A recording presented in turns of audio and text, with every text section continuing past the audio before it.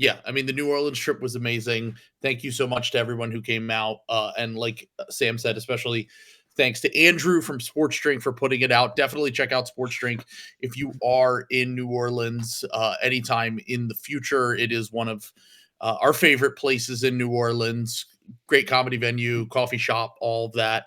I mean, it was one of the best weekends of my life. So I sincerely do appreciate everyone who actually did end up coming out to the show and joined us at the Smoothie King Center. We got a great tank off game. That was like perfect YKB right up our alley. We got a Kelly Olynyk game. Jared Butler scored 20 points. Marcus Bagley's NBA debut. We got the Sixers signing guys' brothers off the street. We get to learn information about players. We learned about who Keon Brooks was, a human being that we didn't know existed before the game. And then we got our guy Carlo having his breakout Mickey March game, and he came to say what up to everyone on the court after the game, which was great. So, I mean, a really special time in New Orleans this past weekend, and I think a perfect first ball live game. Yep. Two rat teams in the middle of Mickey Mouse March in a game that truly meant nothing except for tanking. The Sixers lost, so I was happy. If you guys missed it, I literally was on television clapping for the loss afterwards. A few people posted the video on Twitter, and I got to see that afterwards. So fantastic time. And now it's back to the grind. I will cry about missing New Orleans, especially the people and the food. It is truly a unique experience, one of the best cities in the world. And, look, I love Philadelphia, but came back to not great weather, and it will never be the same. Yeah. Now, New Orleans, best city in America, I mean, what more can you say? By the way, though, shout out to Pelicans fans, because even though it was like sparsely attended, kind of loud, passionate, a passionate group. Yeah, very passionate. One of the guys behind us threatened to kill Ed Malloy a couple of different times during the game, which was I like, I respect that. Like, don't let them tell you. I've been to Nets games. I've been to Pelicans. Nets games are totally different. Like, Nets games are like dead. Like, you can't get anyone to do anything. And that was kind of you're too cool for basketball in Brooklyn. Yeah, hipster bullshit. And everyone's kind of been like done that to the Pelicans, where it's like, oh, Pelicans fans, they only care about football. Like, they don't, it's not a real basketball. People were locked in. It wasn't a well-attended game. Like we said, it was like the grossest game of the year. People were locked in. Like, they were, and there were obvious fan favorites too. Jose Alvarado obviously was the main fan favorite, and then Louisiana legend Elfrid Payton when he checked into the game, who Sam forgot was in the NBA. He was. I genuinely thought he was out of the NBA. Like, I was very alarmed that he was like back in the NBA. Yeah, so we got to see history 2 years ago. He did. Oh, he did. But then, so he was out of the league 2 years ago. The Suns cut him, and then he was out of the league last year. And then when the Pelicans racked up all of their injuries, they signed him to. At first, it was like a 10-day contract, and then eventually they brought him back. Once again, Louisiana legend. Also, another guy that we saw that I was excited to see in person, another Louisiana legend, Greg Monroe, assistant coach for the Pelicans. I was starstruck seeing Greg Monroe in person after, watching like Zion Williamson and them walk past. But Greg Monroe was the one who grabbed my attention. But no, they signed him. I think it was just like, look, this is a lost season. Let's bring in a local guy who everyone knows and loves around here. And he's still a fringe NBA player. Like, he's not going to play any much more meaningful basketball for the rest of his career, but it is a cool story that he got that, extra year of ball in his basically his hometown. So yeah, that was really cool to see. And I thought that the Pelicans experience the Smoothie King Center. It was a good setup. It was a nice experience. First time I've ever sat courtside. Thanks to Andrew for hooking us up with those tickets. But like, it really was a fantastic experience. Everyone that we were with, all the Hogs got basically their own area entirely to themselves, buffet, free drinks, all that stuff. The Pelicans, they hooked it up, and you could literally get into the game for 50 cents if you just wanted to buy a ticket last second. I guess what we're saying is, we will continue to be tricked by the Pelicans when we do our preseason pick'em because I have too much affection for the franchise. I'm sorry. I have a soft spot for the city of New Orleans, and I will. Yep. They can do no wrong in my mind. Well, the Benson family. Anyway, let's move on from that. We'll try to salvage the audio for the live show too. I know that Andrew said he recorded that, so that will be up on the Unoball Patreon once he sends that to me. If you're watching this, Andrew, send that audio to me or video to me so I can post it for the Hogs on the Patreon. So yeah, great experience. Unfortunately, we did learn some information when we got back from New Orleans that is not great, which is the fourth. I figured this out. This is the fourth straight year that the Bucks have had a major injury or someone was unavailable at the most important time of the season. I wrote it down here. We had Middleton in the first round in 2022, got hurt, did not play for the rest of the playoffs, obviously missed that Celtics series. Historically, he is a Celtics killer. Giannis misses the first round the next year. Half of it, he gets hurt in the middle of the Bucks Heat series and misses a chunk of that series. They lose in the first round. He's out for the playoffs.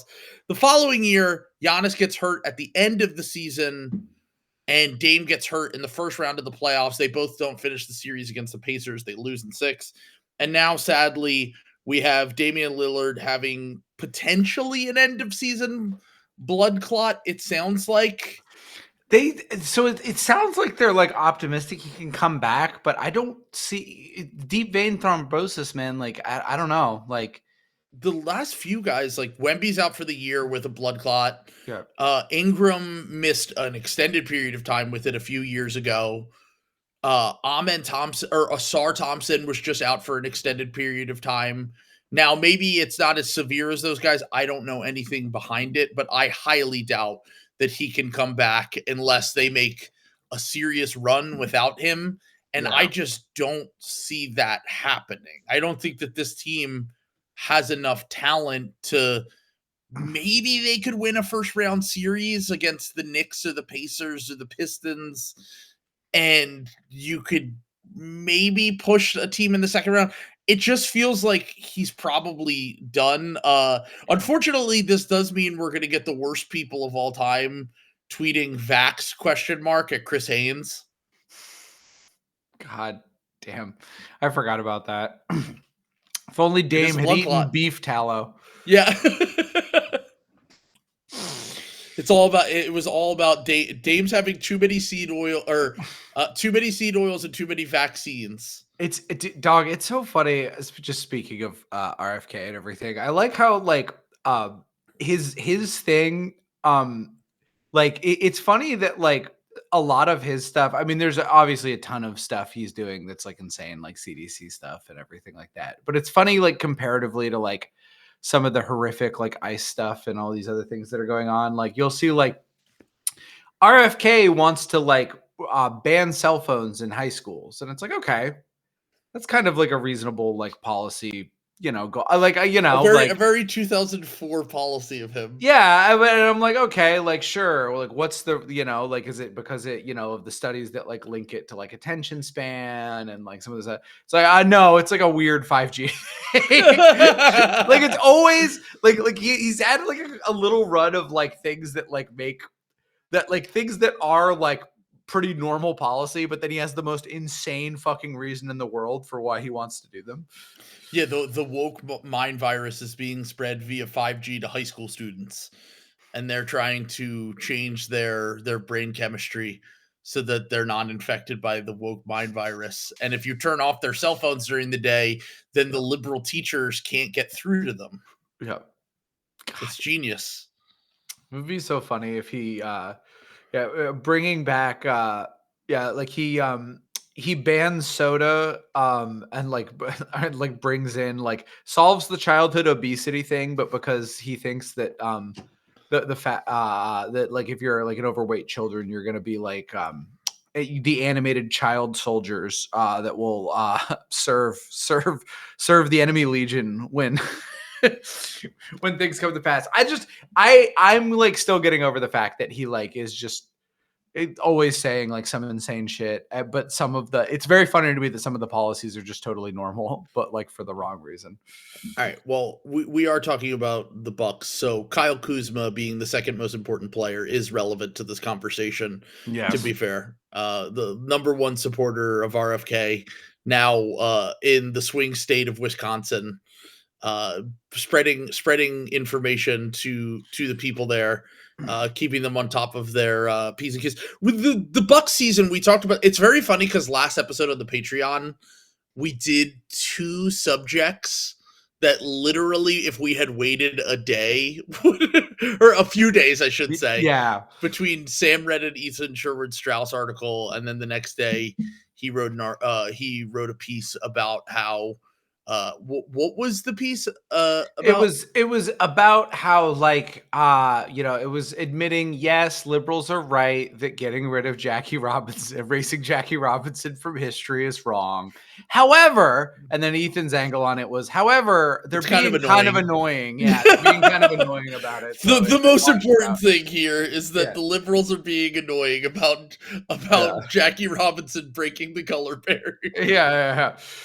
Ethan was like, he was like, all right, fine. Like Mina Kimes, I guess, is like technically right that it's bad to erase the military history of one of our civil rights, one of the biggest civil rights figures of the last 100 years, dragging his feet. But people are annoying about it on Twitter, so it's impossible to say if it's bad or good or not. And the next thing that we talked about was the Bucks, which was, we talked about the fact that this little experiment over the last year and a half, 2 years, after trading for Damian Lillard, then which eventually led to trading away Chris Middleton for Kyle Kuzma, as we discussed, in an attempt to essentially, I think part of it was they wanted to make the Dame and Giannis pairing work, and they figured that Kuzma would bring some a defensive element, a little bit more size to the team, to maybe make that pairing work. And then obviously, unfortunately, Dame gets this blood clot, and so that's kind of irrelevant. And then the main factor of it was they took a step back and they viewed this team as, even best case scenario, probably having a second round exit, maybe conference finals if you get some injury luck on your side. And obviously that has completely gone against them now, but they viewed it as that. And they said, all right, let's get a little bit younger, and also let's dodge the tax entirely. So now we're here with the Bucks looking like basically another completely lost season, I would say. But we did get something very important to come out of this. I don't know if you saw this incredible news, but Giannis has made a very definitive statement. Okay. And he said winning, and he included the NBA Cup in this. He said, I won the title a few years ago. We just won the NBA Cup. In my opinion, it's even better than intimacy. So, I mean, look, I'll say this about Giannis. He has made no secret about where intimacy is on his hierarchy. Scale. Yeah. So having victory on there, that's something else. He's not going to be getting a lot of that for the foreseeable future. It's a give and take. His wife is pregnant with her 4th child right now. Yep. And then also, they'll probably be winning at maximum 1 playoff series this year. Probably losing in the first round, I'd say, at this point. Like, without Dame, with Kyle Kuzma as the second or third best player alongside Brook Lopez. A team that is going to, like, Kevin Porter Jr. is probably going to be starting for them in the playoffs. A player who probably shouldn't even be in the NBA. A player who I know has had moments for them this year, but is obviously kind of a disgusting guy and has never really had a track record. He's never played in the playoffs before. He's never been an offensive top option in the playoffs before. I just feel like this season is completely cooked for them. I really don't see a way of them getting out of this jam. So Hijacked in the comments said what I was thinking about this. This is the first thing for where my mind first went when I heard about this Dame news was this is where Doc Rivers earns his money.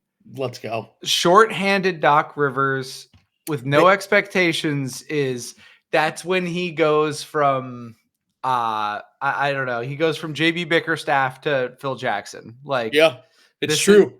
Like this is where like I agree with. I don't think there's any way they win a playoff series. Pretty much like now they need to get really lucky and get the right opponent, get some injury luck.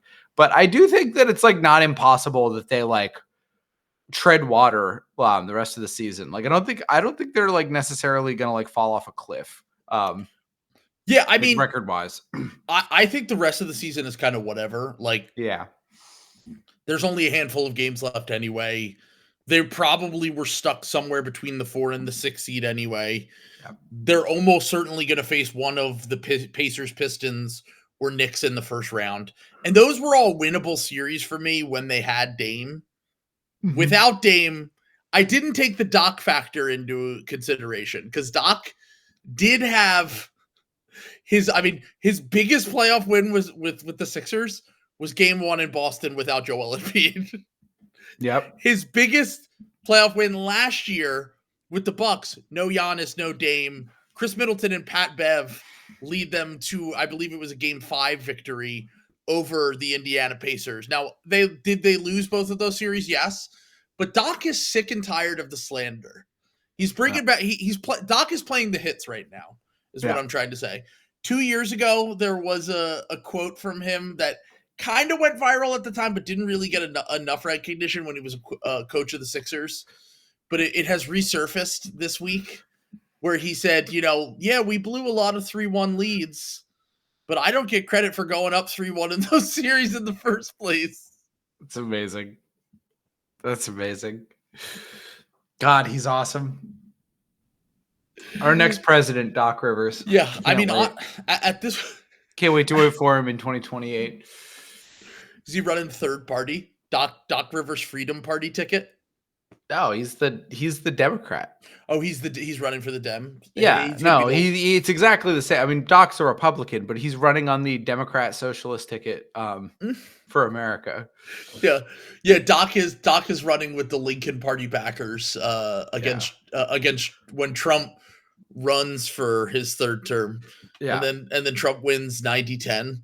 No, he's not. No, Doc's gonna get him. He's gonna come back. Oh, okay. He's gonna be up polling huge, 3-1 lead. I think it would be Hillary Clinton. I think Doc could hold on. He's gonna say that's Doc's because we're not talking about basketball coaching. We're talking about being a politician. Yeah, I think Doc would be good as a politician. It turns out like he was in the wrong business the whole time. Yeah, he definitely has a history of stabbing guys in the back, throwing people under the bus. He's perfect.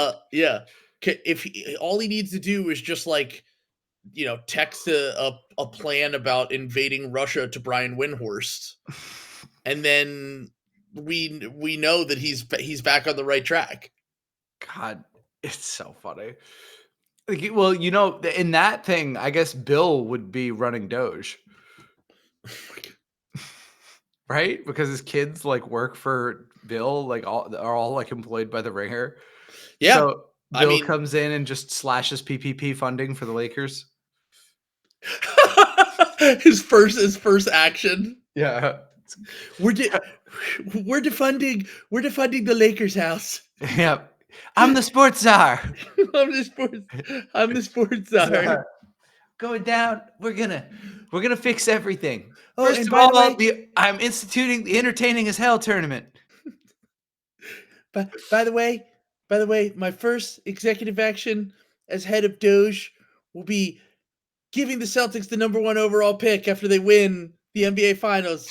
That's like literally what Elon Musk is doing, by the way, with like that's literally what Bill just argued on his podcast. Yeah, in 5 years, Cooper Flagg is going to be the first player to ever turn down a second max contract and force his way to the Boston Celtics. He's also like, if Cooper Flagg is who I think he is, there's like a pretty good chance that's going to be a super max too. Like that is, but not going to be. Like, he doesn't get to play in front of Lucky. So who is to say what is better, generational wealth or pretty good wealth? And you get to play in front of all of those, supporting Boston Celtics fans. I will say in Newport, Maine, they don't accept the American dollar fiat currency.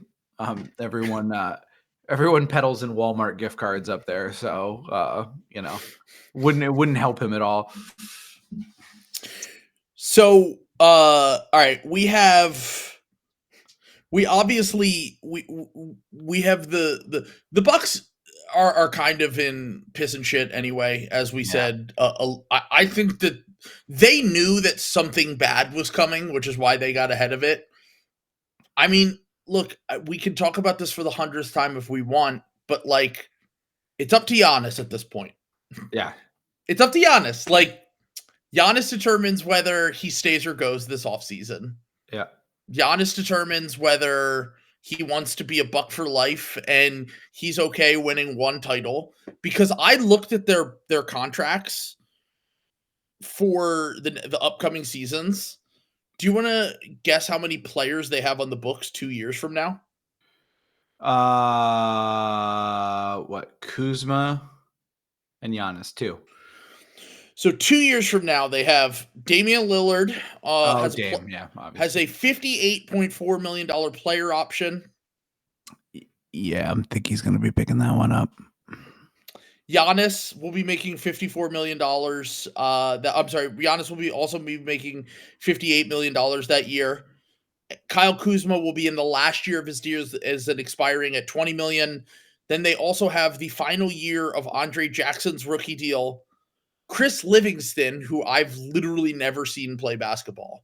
Yeah. And Tyler Smith on the second. I forgot Tyler Smith. Their first round pick from last year.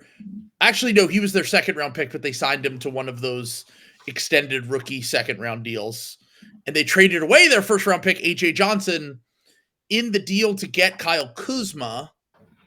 Beautiful. So what I'm trying to say is, after this upcoming season, so next year, these are the players they have on the books. Okay, ready? Yep. Dame, Giannis, Kuzma. All right, we know that. Those two I just mentioned, the two young guys. Yep. Then they have, the three young guys. Then they have the last year of AJ Green scam deal. Kevin Porter Jr. has a player option for $2.5 million. Pat Connaughton has a player option for $9.4 million. You can say the line there. Yeah, I think he's going to be picking that one up. And Bobby Portis has a player option for $13.4.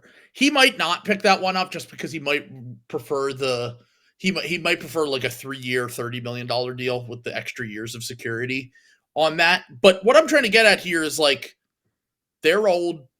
They're still kind of expensive. They have so right now they have, going into next year, they'll have basically 9 to 10 guys on the books making $164 million combined. So, like, this situation is not getting any better. As we discussed during the slop trial that we did in New Orleans, they're just now paying off the Drew Holiday trade.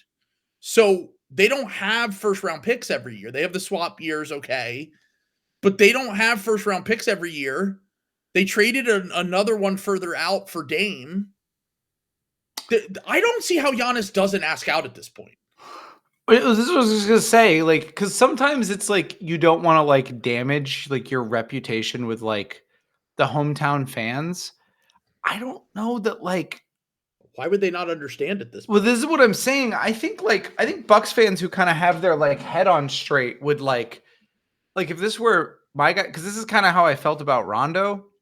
Like at the end of like the Celtics thing, like and Giannis, that obviously is like a much different like caliber of player. But when you have like one good player left on your team from like a championship team, and it's one of your guys, like not only is it like I don't care, like this guy paid his dues for us, like I want to see this guy succeed. So like it's gonna be like no harm, no foul. You know, it's not like he's derailing a current Bucks championship team. You know what I'm saying? Like and B, that's gonna Giannis asking out would expedite when the next time Bucks fans get to see good basketball happens. Like it would like right now it's gonna be like 7 years before the Bucks are like relevant again. Like if things keep going this way, like if Giannis, if they were to trade Giannis, like they could be back to being a playoff team in like 4, I think, if they like nail that trade. And also, is there a Dame trade out there that you can make happen? Because if there is like a Dame trade that like makes you younger and still competitive. Because if there was, then I would be like, okay, maybe Giannis just like the Kuzma was the first, the Middleton for Kuzma trade was the first step to get you guys who are a little bit younger, even though you had to trade AJ Johnson in that trade, by the way. But to get guys who are more available that might be able to play with Giannis, but like there's no Dame trade out there that makes the team still decent and competitive, because one of those two basically has to go in order to make this team more balanced.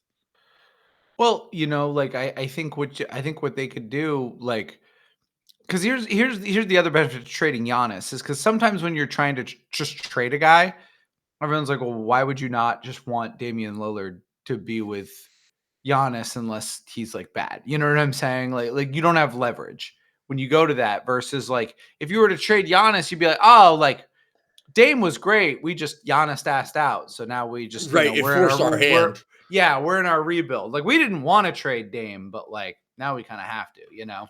Right. It's essentially the when Paul George gets traded from OKC, then they can trade Russ and be like, oh well, Paul George is gone, so we're going into a rebuild now. Yeah. So let's take Chris Paul and all of those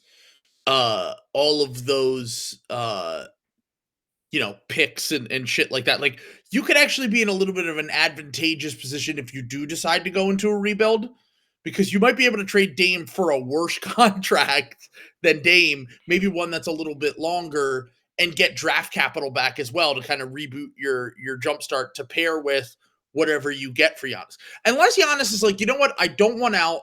I'm fine with being mid. I'm fine with even being like kind of bad for a little bit. And then you do that anyway. Like you take like I'm trying to think of even because like they wouldn't take Paul George because that doesn't make sense for the Sixers.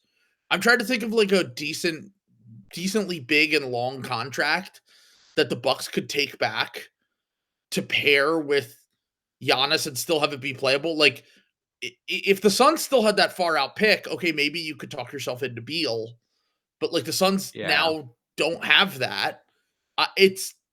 There's really nothing like Levine. No, I mean, I don't think the Kings would do that. Jamal Murray.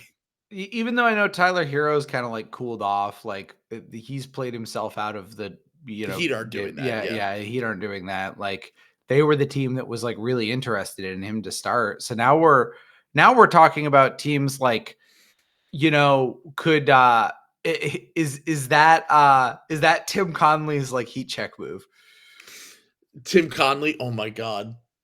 So who would be the person he's trading? Julius Randle? Julius Randle. Well, Julius Randle would have to opt in, and he could always just say, if you're trading me, I'm opting out. So there's really no chance. That's true. Yeah, he probably wouldn't want to live in Milwaukee. Well, I mean, he lives in Minnesota. It's not that much different, right? I don't know. I'd rather live in, all due respect to our Milwaukee fans, I think I'd rather live in Minnesota. I've never been to either city. I'm sure they both have nice things. I'm just saying culturally all not that different in terms of. Don't let them hear you say that. My Minnesota fans are going to have. I was going to say the Wisconsin fans are going to be yeah. So either way, the thing I was thinking about was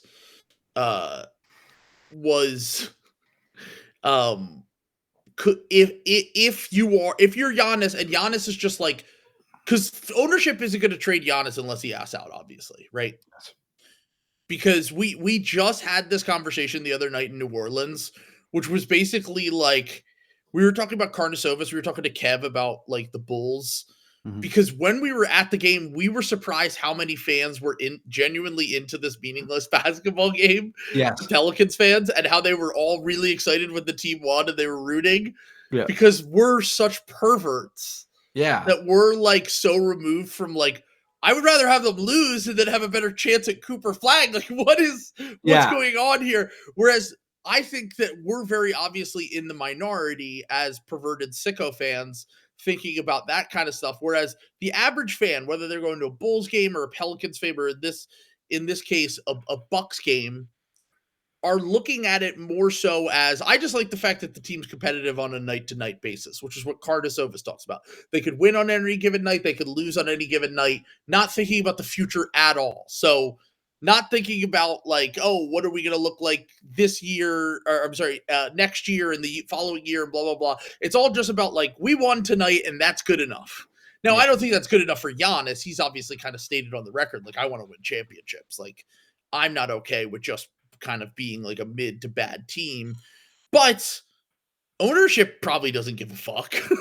Ownership's probably like, we'd rather keep the franchise icon. We'd rather try to be competitive with him, and we can figure out a way with Giannis and Kuzma, and maybe we re-sign Brook Lopez on like a scam tradable deal for like $10 million a year, like the Celtics did with Al Horford. And so if he falls off a cliff, we could always trade him. And from there, we can then try to, like get back what we can for Dame and kind of do a soft reset and then slowly rebuild on the fly with Giannis as he ages, and hopefully he ages pretty gracefully. The problem is that they have no one good under the age of 30. Like, and then Kuzma's 29. And Kuzma's 20. They don't even, and the thing that we talked about in the last episode is they don't even have lottery tickets right now. Yeah. Like, they don't even have second round picks. Oh God. Like, it's bad. Like, it's really bad. Like, they like, obviously everybody knows they owe all their firsts are like impacted in perpetuity for like at least the next 4 years or whatever it is in the Drew trade. But like, they also like just don't have second round picks. Yeah. They've just been like tinkering around the edges with all those second round picks to try to like extend their title window. And I mean, here's the thing. Shout out to Brian Windhorst. I'm going to steal his line. Winning a championship means never having to say you're sorry. You know, like getting one championship out of this. I think that's the right amount of championships that Bucks team was supposed to have, you know. Like Nihilus Bucks said they sold their soul for 2021 and they do it all over again. Yeah, I mean that's like the right amount of time.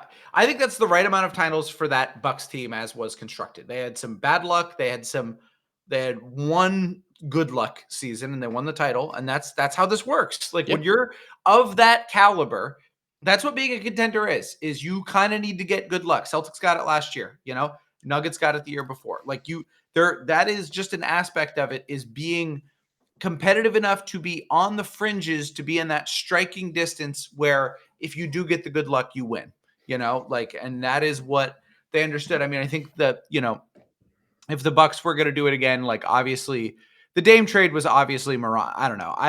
I'm less sympathetic because I thought that it was clear that the ship was sailed on the Milwaukee Bucks, and that Dame trade was just unreal, like bad. But yeah, they might have been better off trying to pivot 2 years ago. Yes. As opposed to now, and trying to make it so that by now or maybe next year that they could have a competitive good team around Giannis.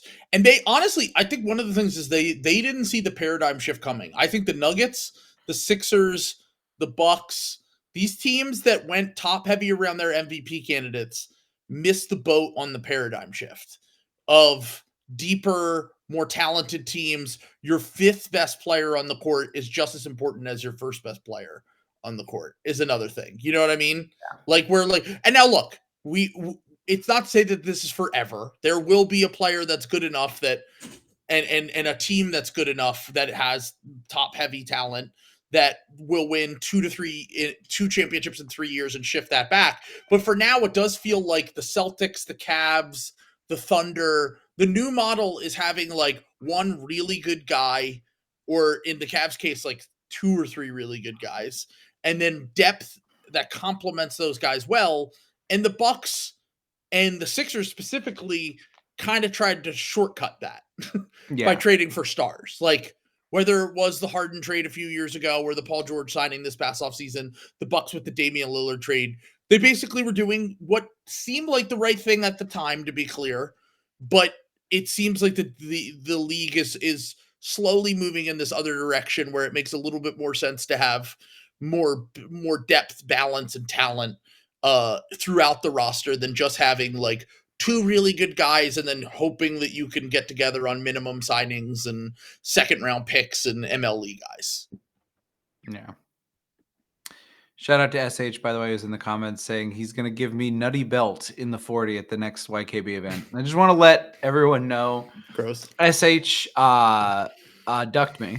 SH was scared. He was about to get put in a pack by a 35-year-old man. I saw you out. I saw you out on that court on Monday night, and you would have jumped off the page, right? You would have had him in hell, dude. Yeah. People have asked in the comments, did we get sick in New Orleans? No, this is just what happens when you're in your 30s, and you travel, and then you have to talk to people for 3 straight days. I'm like medically, like I cannot sleep in past like 7 a.m. So like I'm running on like a compounded like 16 hours of sleep basically over the past 5 nights. So yeah, I'm spiritually sick.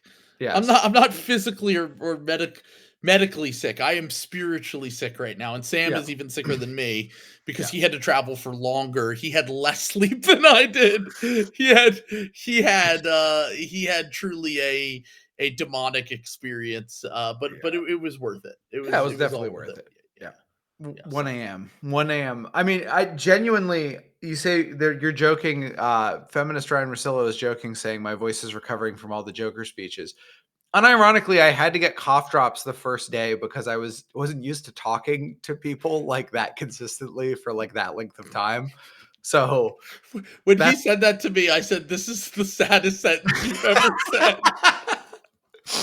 I'm too much of a hermit. Like I don't talk outside of work. You forget what the sound of your own voice sounds like. Yeah.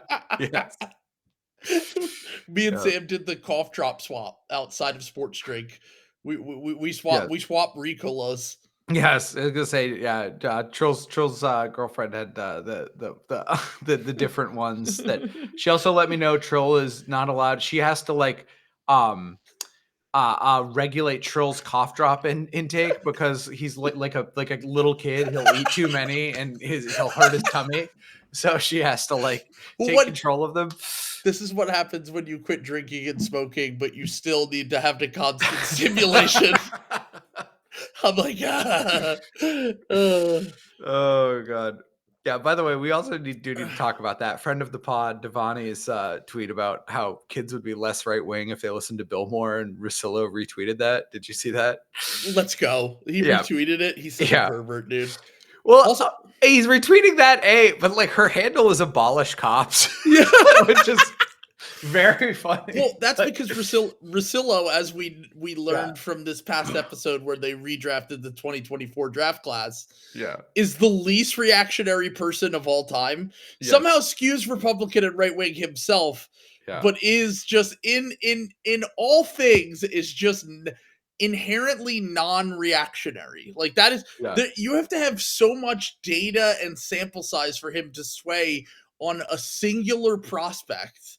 It blows my mind listening to him talk, and also of course does the whole both sides thing, which he even does in his sports analysis as well. Honestly, I think that makes him a good analyst. You know, I disagree with Russillo a lot. Like we're going to talk about we're going to get there and we're going to talk about some of their stuff, but like he's a pretty good NBA analyst, like because of that. Like I do kind of respect that, like he does, because he really does like look at both sides. Like he's not a cosplaying look at both sides guy. He's like, he really does like try his best with both sides of the argument. So the only thing that annoys me about Russillo is the fact that, like, I'm fine with you doing that. Just tell me a conclusion to it. Yeah. Like, don't It's do your the opinion. Yeah. Don't do the whole both sides thing and then just leave it at that.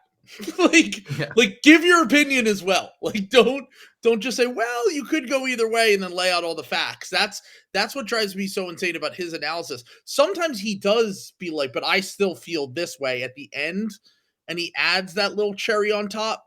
But when he doesn't, I'm like, okay, well, you just laid out stats and facts about each player without telling me which one you prefer. So what am I supposed to do with this information?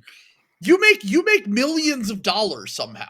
It's not to say that Russillo isn't a good analyst. It's just to say that, like, he kind of came into sports.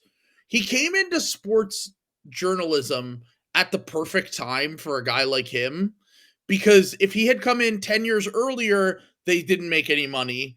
And then if he had come in 10 years later, they didn't make any money. But he somehow came in at the exact right time where they made like a stupid amount of money, which has allowed him to amass like the most amount of wealth possible for someone doing what we do. And it is, I mean, I'm not pocket watching, folks. I'm just saying Russillo his net worth is way higher than it should be, in my opinion. You just don't like it when you don't like it when a Massachusetts king knows his worth and is paid appropriately. He's known his goals since day one. You know, the haters might have doubted him, but he's still on the path to make Massachusetts conservative again, like his high school yearbook quote. He'll get there. We're not far off. I mean, honestly, everything's going under. Might as well. We'll sell off the state of Massachusetts soon too. I unfortunately like I'm still, Russillo is still one of my 3 emotional support Republicans. Fair. Like, so I have to. We all get 3. You get to pick 3. I used 1 spot on Norm Macdonald. Oh yeah, of course. Norm is the GOAT. Yeah. R.I.P. Yeah. Norm Macdonald, the greatest Republican we've ever had. So, and like, to the point where, you know, like I've always said, there's no such thing as a good Republican. That Norm made me consider. Yeah. Norm might be the only exception. So Norm Russillo, who's the 3rd emotional support Republican? Tom Brady. Fair. Yeah. I'm sure there's an athlete that I could throw. Nick Sirianni for me now. Now he's good in my book. Yeah. I'm trying to think Nick Foles. Because the thing about we talked about this over the weekend, that like in college sports, if you want to be a good coach, you have to be like a fascist Republican who is just psychopathic. Yeah. And then in order to be a good NBA coach, you got to be a little chill. You got to be a little liberal. You know, the Pops, the Kerrs, whatever. Right. I don't really know. I tried to put this on like in perspective, because the more I think about it, the more I think about the fact that like basketball is the only sport I would say that even has liberals anymore. And I don't even know how many of them there are, to be clear. But like football, baseball, like hockey, I don't even know. Maybe this has always been the case, to be clear. But I thought about it, like anyone left of center very rarely plays those sports, is what I'm trying to get at. Yeah, I also think sports are like usually pretty like apolitical. You know what I'm saying? Not like apolitical, but just like usually like those guys aren't worried about it. You know what I'm saying? Because they doesn't really affect them as much. Well, that's what I'm saying. They've usually like they might come from like diverse backgrounds. You know what I'm saying? And the material interests might be different for different guys. Sure. But at the end of the day, most of these guys are still millionaires. You know what I'm saying? And that makes it so you can kind of figure stuff out. Like you can develop some class solidarity, like similar like living conditions on some of that stuff. So I don't think like I think the only people, because by the other side of the coin, I think the only people who are like real asshole, really in your face about being Republicans are like the real assholes. You know what I'm saying? Like I'd say most athletes are what I would call like passively Republican. Yeah. Yeah. Right. Yeah. Voting with their wallets. Yeah. And like, I'm sure they have like cultural like things. I'm sure some of them are like, Religious. a little religious or like a little bit racist, like, in ways that they haven't like, that are like a little bit internalized. Right. They don't see themselves that way. A Like, lot of also that has to do with the fact of where outside of California, where most of the best football players come from. Texas. Like Texas and Florida and like the states that are, I wouldn't even say just because they could skew conservative. I would say that also because they are religious in general. And then also Florida is just like schizophrenic. we have like 1900 Rugrat come from Florida. Well, this is what I'm saying. There's like not like law, like in like Texas and Florida, you can like just, all right, all of you children are going to be forced to play football like right now, and we're going to figure out who's good and who's not, like right now. Right. How many 12-year-olds can we give lifelong CTE? Yeah. To? Exactly. Just like a little test, two states that are doing the tests on that. Well, and to be fair, in Florida, getting CTE actually is a healing process. Like they prescribe CTE in Florida, so they tell you just go dunk your head in the Gulf of America. Yes. If you get CTE, that's how we treat it. Run headfirst into the Gulf of America. We will not be calling it the Gulf of Mexico anymore because of woke. Me doing my morning Florida routine, instead of putting my face in the ice water, I'm just smashing it into a concrete slab over and over again. Hey guys, join me for my CTE that my doctor recommended for me. This is my CTE corner. I really work good on it. We're microdosing CTE. Yeah. I mean, that's what this podcast is. What's that? Microdosing CTE? Yeah. It's not far off. That's not an inaccurate description of Unoball. Yeah.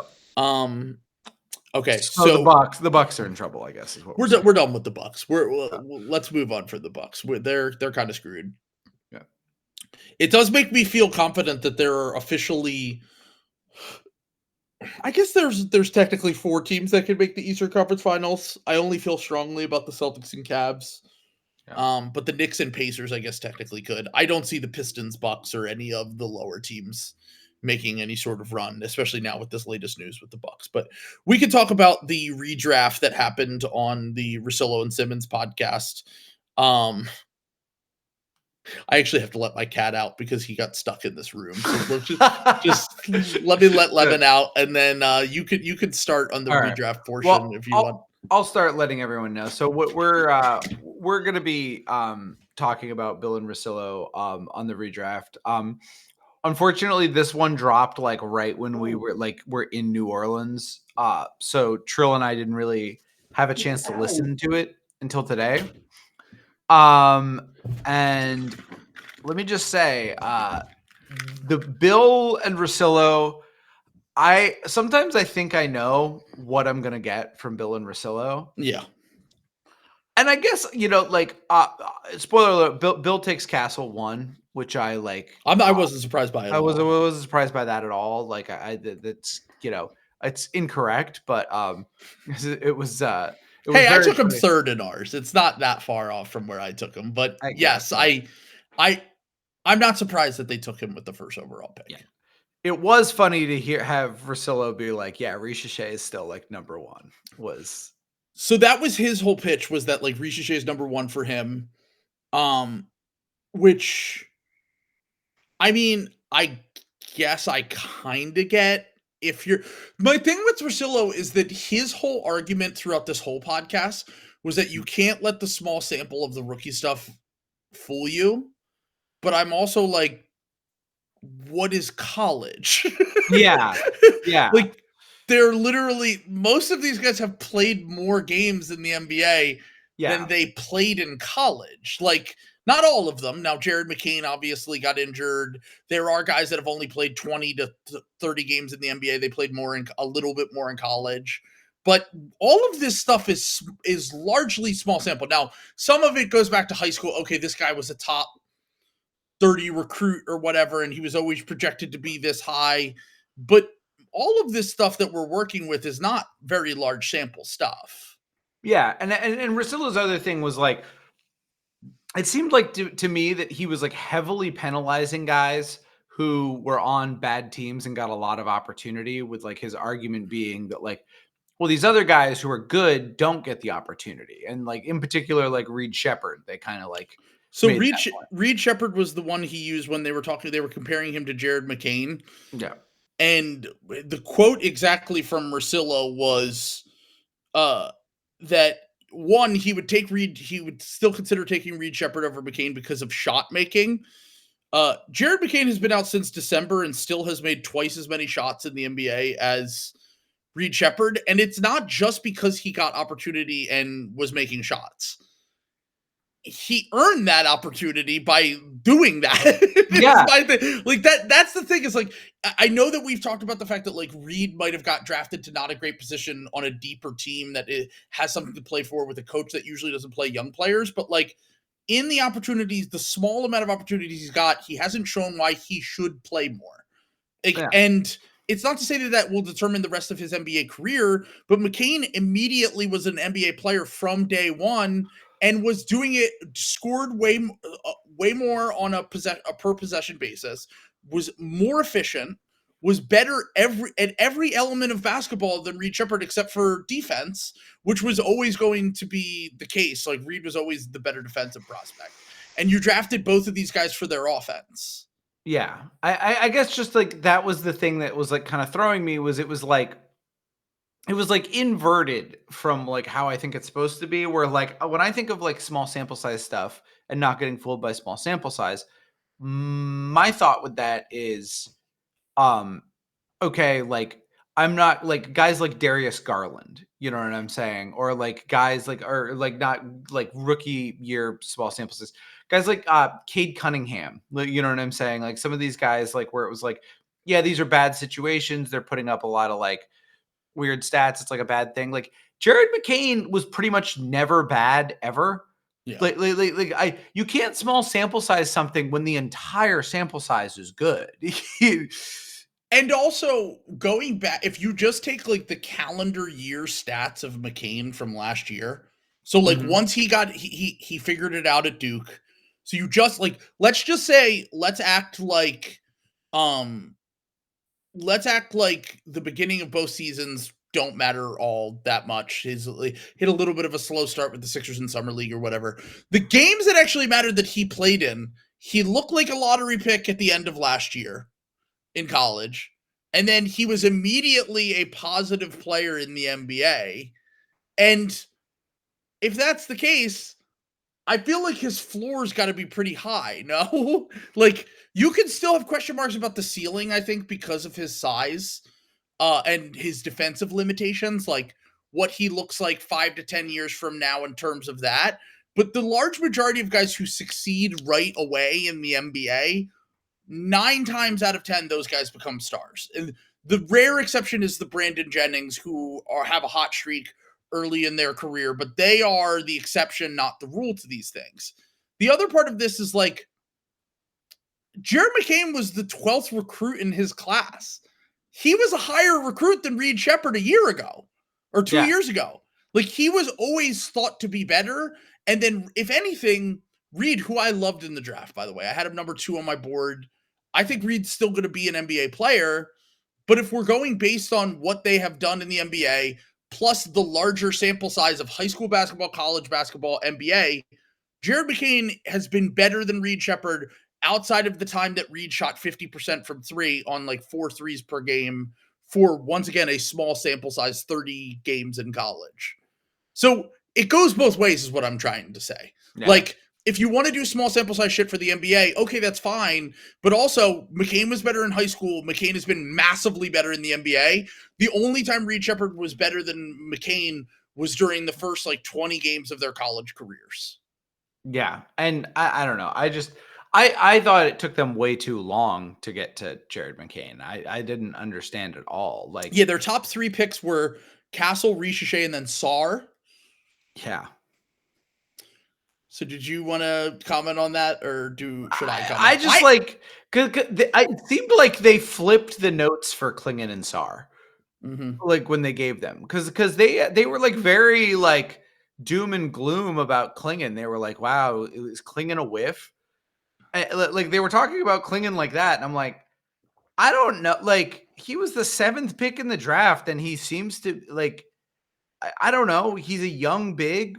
He's huge. He has great hands. Like I've never watched Donovan Klingon like at all. Again, and he's a rookie like everybody else. I've never watched him this year and been like, yeah, they made a mistake. Like I was very confused by that versus like Sar. I've done this with Sar. Like Sar is the classic like tantalizing tools.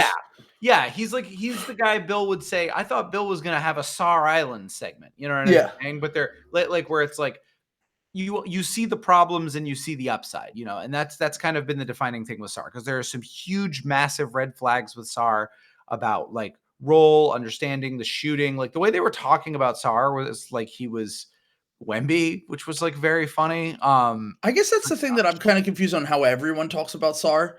Yeah. Like it's a surefire thing that he's going to be like a star. Whereas like I view it as like, don't get me wrong, defense is obviously extremely important. And I think that what he has shown in the NBA and as a prospect, I don't think he's all that different from what I expected. You drafted Sar for long-term outcomes. You didn't draft Sar because you thought he was going to be good as a rookie. I get that. Yeah. And the flashes, the potential, the tools, it's all tantalizing. Yeah. I mean, look, I think the higher end outcomes for him is all going to come down to, can he become a legit jump shooter? And we've still yet to see that, because he doesn't get to the rim a ton. He's not like a traditional 5 in any sense of the word. And I don't think that I think that the shooting would have to become way too good for him to play the 4 full time. And then on top of that, like, I know his diet of shots is not the easiest, but part of that is because of his limitations. And he's shooting like 44%.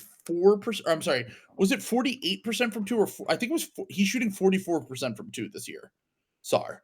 And like as a big, that's an element where like I think that he really needs to brush up on focusing on being able to hopefully get. He's never really been able to get to the rim, and he's been shaky when he's been able to get there. Now he's shooting 70% at the rim this year. Not all of that is in the half court. And the mid-range shooting is fine enough outside of floater range, but he also takes the large majority of his shots in that 3 to 10 foot range. Yes. And my whole thing is like, I think with his tools, I think he's going to be able to figure it out as like a complementary piece eventually. I struggle to see like the really high end outcomes that everyone promises me. Like the argument is like, which player would you want to build around from this draft? And he seems to be the ones that's brought up the most, but I still feel like he has a lot of things to develop and a lot of questions to answer with his game. It's like, what if Magic era Aaron Gordon couldn't pass? I view it more as like, I'm trying to think. He's a very unique prospect in good and bad ways, where like everything, like I remember I had Sar on my board at 1 for majority of the draft cycle, and then last second was like, oh wait, he's a big who can't shoot, doesn't get to the rim, and is kind of stuck in between positions. Like not a great sign that this guy could potentially not have an offensive role in first. Someone just commented and said dog shit Porzingis. That's points. I mean, look, once again, that's why I think the shooting is so important for him. Yeah. Because the shooting for him is so important to me, which, by the way, he takes 40% of his shots from 3. And he only shoots 30% on those. Yeah, which is crazy. I mean, I guess, like, if he's getting the volume up, I'm just kind of skeptical. Like, it reminds me a lot of, like, DeAndre Ayton's shit, like, early on in his career, where it was, like, he would only do the stuff that he kind of, like, wanted to do. You know what I'm saying? Like, in terms of long-range shooting, and, like, saw himself as, like, this, like, mid-range scorer and everything like that. I don't know. Like, I'm skeptical about, like, that being kind of like indulged before you have like a really solid like base. You know what I'm saying? Like before you like have your role carved out as like, okay, you're a defensive 4. You know what I'm saying? The argument I will say back to that though is like get it out of his system now, see what he has to work with kind of thing. Because they're playing meaningless basketball. Once again, why I was fine with the SAR pick and why I'm okay with it still, even though I don't really see like, oh yeah, I'd take him top 3 in a redraft. The reason why I view that pick as okay is because it was always for this year. It was always for, we're going to be bad enough to be, a team that could potentially get a Harper or a Flag next year. And then those things will matter a little bit more, like him having more of a role where he figures that out offensively. But like you're 7 foot, you shoot 44% on 2-pointers. Like that's got to improve a lot. And I know that he's been playing well recently. We've talked about beware the Ides of Mickey Mouse March. Yeah. It is, it has to be sustainable for longer than a few weeks in March. But I guess the argument for all 3 of these guys really, right, is long-term ceiling. It's not instant right now production because they all have massive red flags in their game. Like, honestly, I would say Richiche probably has the highest floor out of all of these guys. Yes, I would agree with that. Because Castle still has the shooting. Yeah. Sar has the inside the arc scoring combined with what is he positionally, which he still has not really answered at the NBA level. And then Richiche is like very clear, cut and dry, a starting level wing with potentially more upside. I've been calling him French Mikal Bridges recently because it feels like that's probably the level of player that he becomes long term. But once again, like I just think that like rookie production and what you do during your rookie season should matter a little bit. It does matter a little bit, I think. Like, and if anything, the 3 guys that they drafted the highest were the guys that are the ones that are getting the shots and the opportunities. Yeah. They didn't go the other way with this. They went with the guys who have gotten opportunities. And honestly, some of it, I don't think a few years from now will be up to the level that they're getting it right now. Cause I don't really think that they're guys that will prove to be high volume on ball players. It's also like no mention of Edey. Or at least in the part that I listened to. No, they didn't mention Edey at all. Bill brought up Khalil Ware, and then they didn't draft him in their top 8. Like that's kind of crazy to me. You know what I'm saying? Like I feel like there was way too much pre-draft bias and draft position bias in this redraft. Like they talked about Saloon more than they talked about those guys. Yeah. Russillo, he goes, your guy Saloon, and then Russillo goes, well, it's a lot of running around, but you always know when he's in the game. Yeah, and then Bill like laughed and said like, I don't know if that's a compliment, and then like Russillo was like, it is. I mean, is it? Tidjane Saloon is like very obviously not an NBA player. Yeah. He's bad at basketball. Yeah, he's not good. Like he should not have gotten a mention on this. I mean, I know when we did our redraft, we went through fucking 20 guys and mentioned some guys that they mentioned at the end of this. But once again, like I look at this. I had a lot of Tidjane Saloon in my game in the pickup game we played on the court. I was definitely the Tidjane Saloon of our the pickup game we played. Yeah, but the way that I looked at the redraft, like once again, I understand, especially because it's weird when the guy who is potentially the best player from this class in Jared McCain only plays 28 games and then gets injured. It's hard to really like put your thumb on a class when that is the case. But at the same time, like most of these guys are really just getting opportunities in what Russillo basically said Mickey Mouse March on the podcast. Yes. Like he basically said everything but those words. And if we don't want to put too much weight into March basketball, which is when most of these guys are going to be proving to be at their best, I don't really think that we should have this segment of the season overwhelm the more important basketball that is played prior to March.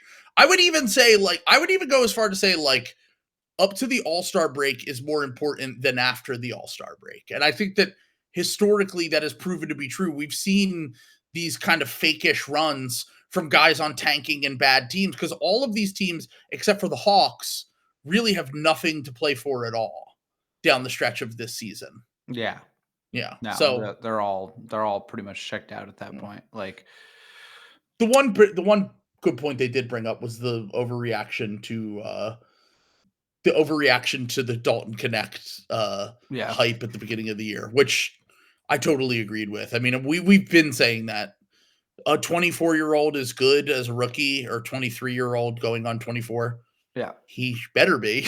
Yeah, or else he's if he's not. Yeah, because if he's not, it's not good. Like, yeah.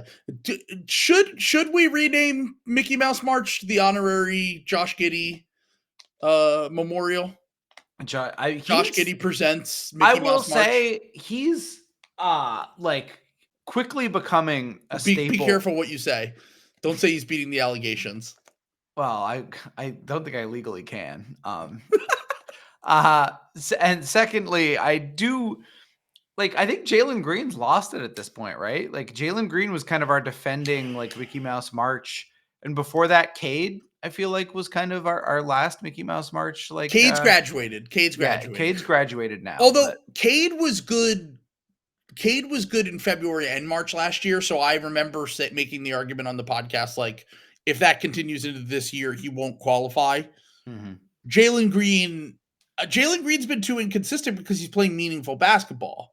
I know he just had a great game against the Hawks last night and has had some nice games this month, but Mickey Mouse March is really just about being consistent. Like what Quentin Grimes is doing right now, where it's like his floor is 24 points in a game on like great efficiency, and he's having these explosive scoring nights where he has 45 points or whatever, and he's never done that before in his career. What Josh Giddey is doing right now, like crazy efficiency, putting up triple doubles every single night, even leading the Bulls to wins. I will say, even like just dropping the bid a little bit, this has very clearly been the best stretch of his career, even by Mickey Mouse March standards. Yeah, like for sure. He's proving to be probably a starter level player in the NBA.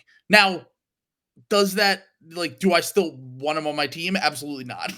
Like, I don't care I wouldn't be, I'm not invested in the Josh Giddey experience as a fan or as someone who, like, I still think that he is Mickey Mouse as a player, but I think that he is very clearly not not a bust by any means. He's just like a player. Bill declaring victory on that when we are in both Mickey Mouse March and Josh Giddey's contract year was incredible to me. I forgot he's in a contract year too. Yeah, so that's the other element of it. And I just want to add here, for Josh Giddey's sake, this is the most important. This next few weeks is the most important stretch of his career in terms of career earnings, because if they somehow sneak into the 8th seed, we're going to see a pants shitting in the playoffs at a level that I don't think we've ever seen before. He's going to be horrible. He has playoff dropper written all over him. Yes. And if he gets to the playoffs and shows that right before he's about to get paid, I think it could cost him tens of millions of dollars. If they somehow they put up a valiant fight, but they lose in the play-in, and he goes off he's riding into the 65 true shooting for a month and a half, and he's putting up 18, 12, and 9 or whatever. And, he's going to get like a massive payday from the Bulls. And I think that we talked about like everyone's legacy for if they make the playoffs and like what they can do in the playoffs to change their legacy, either positively or negatively. Giddey, it's more about missing the playoffs, because if he has to go up against the Cavs and the Celtics in the first round, oh man, that would be tough. I mean, I think it's almost certainly going to be the Cavs at this point, because I don't even think Chicago, I might be wrong on that. They might have jumped up because they've won like 7 of 10 games or something. They might be able to make it into that 7-8 game, because the Hawks and the Heat have not been performing well down the stretch of this season. They are they're 2.5 games in back of the Magic right now, and 3 in back of the Hawks. Okay, so it's an uphill battle for them to make it to that 8 spot, but it's not impossible. If once again, for Josh Giddey's sake, stay in that 9-10, and then and then lose your game. Oh, we put up a good fight, we were competitive, and then get your $100 million contract this offseason. But I think that would be. By the way, Giddey makes 53% of his field goals in March over his career. His next closest month is 47. It's awesome. And then every other month, I would imagine, is considerably worse than that. He really is the Puxatawny Phil of Mickey Mouse March. He is the one and only Josh Giddey. I'm glad Chad is reminding me of the funniest part of the Bill episode where Bill said that he would be nervous about a Bulls-Celtics series. It's awesome. Why does he like the Bulls? I don't understand, because he likes Josh Giddey. Like, they both like Josh Giddey. Like Bill victory lapping that Giddey thing when he was like, everybody said that was a bad trade. Yes, they did. Because they're gonna have to pay him. Because this best case scenario, you now have to pay him $30 million. And now you have now you have like a starter like in. Also, meanwhile, Caruso, who's barely played 20 minutes a game this season for the Thunder, they've been slowly ramping up his minutes. He's up to like 30 minutes per game, because that's always been the case with him with his injuries, is that he can't really play upwards of 30 minutes a game for a full season. Yeah. But he's finally starting to get there, and then they're just like destroying teams now. Like, they're now basically winning the non-Shea minutes. The last month and a half, 2 months, they've been winning the non-Shea minutes for the first time all season, largely thanks to the fact that Alex Caruso really, it's funny because Caruso is we talked about like the rare Lakers guy who gets, who in theory should be overrated. Austin Reeves and him are kind of both in that same bucket, where they're not really that overrated despite being white guys that play on the Lakers. But I do feel like in 2025, even though Caruso had a bad start to the season offensively where he couldn't make a shot, he still is kind of like a litmus test for ball knowledge, I feel like. Yeah, definitely.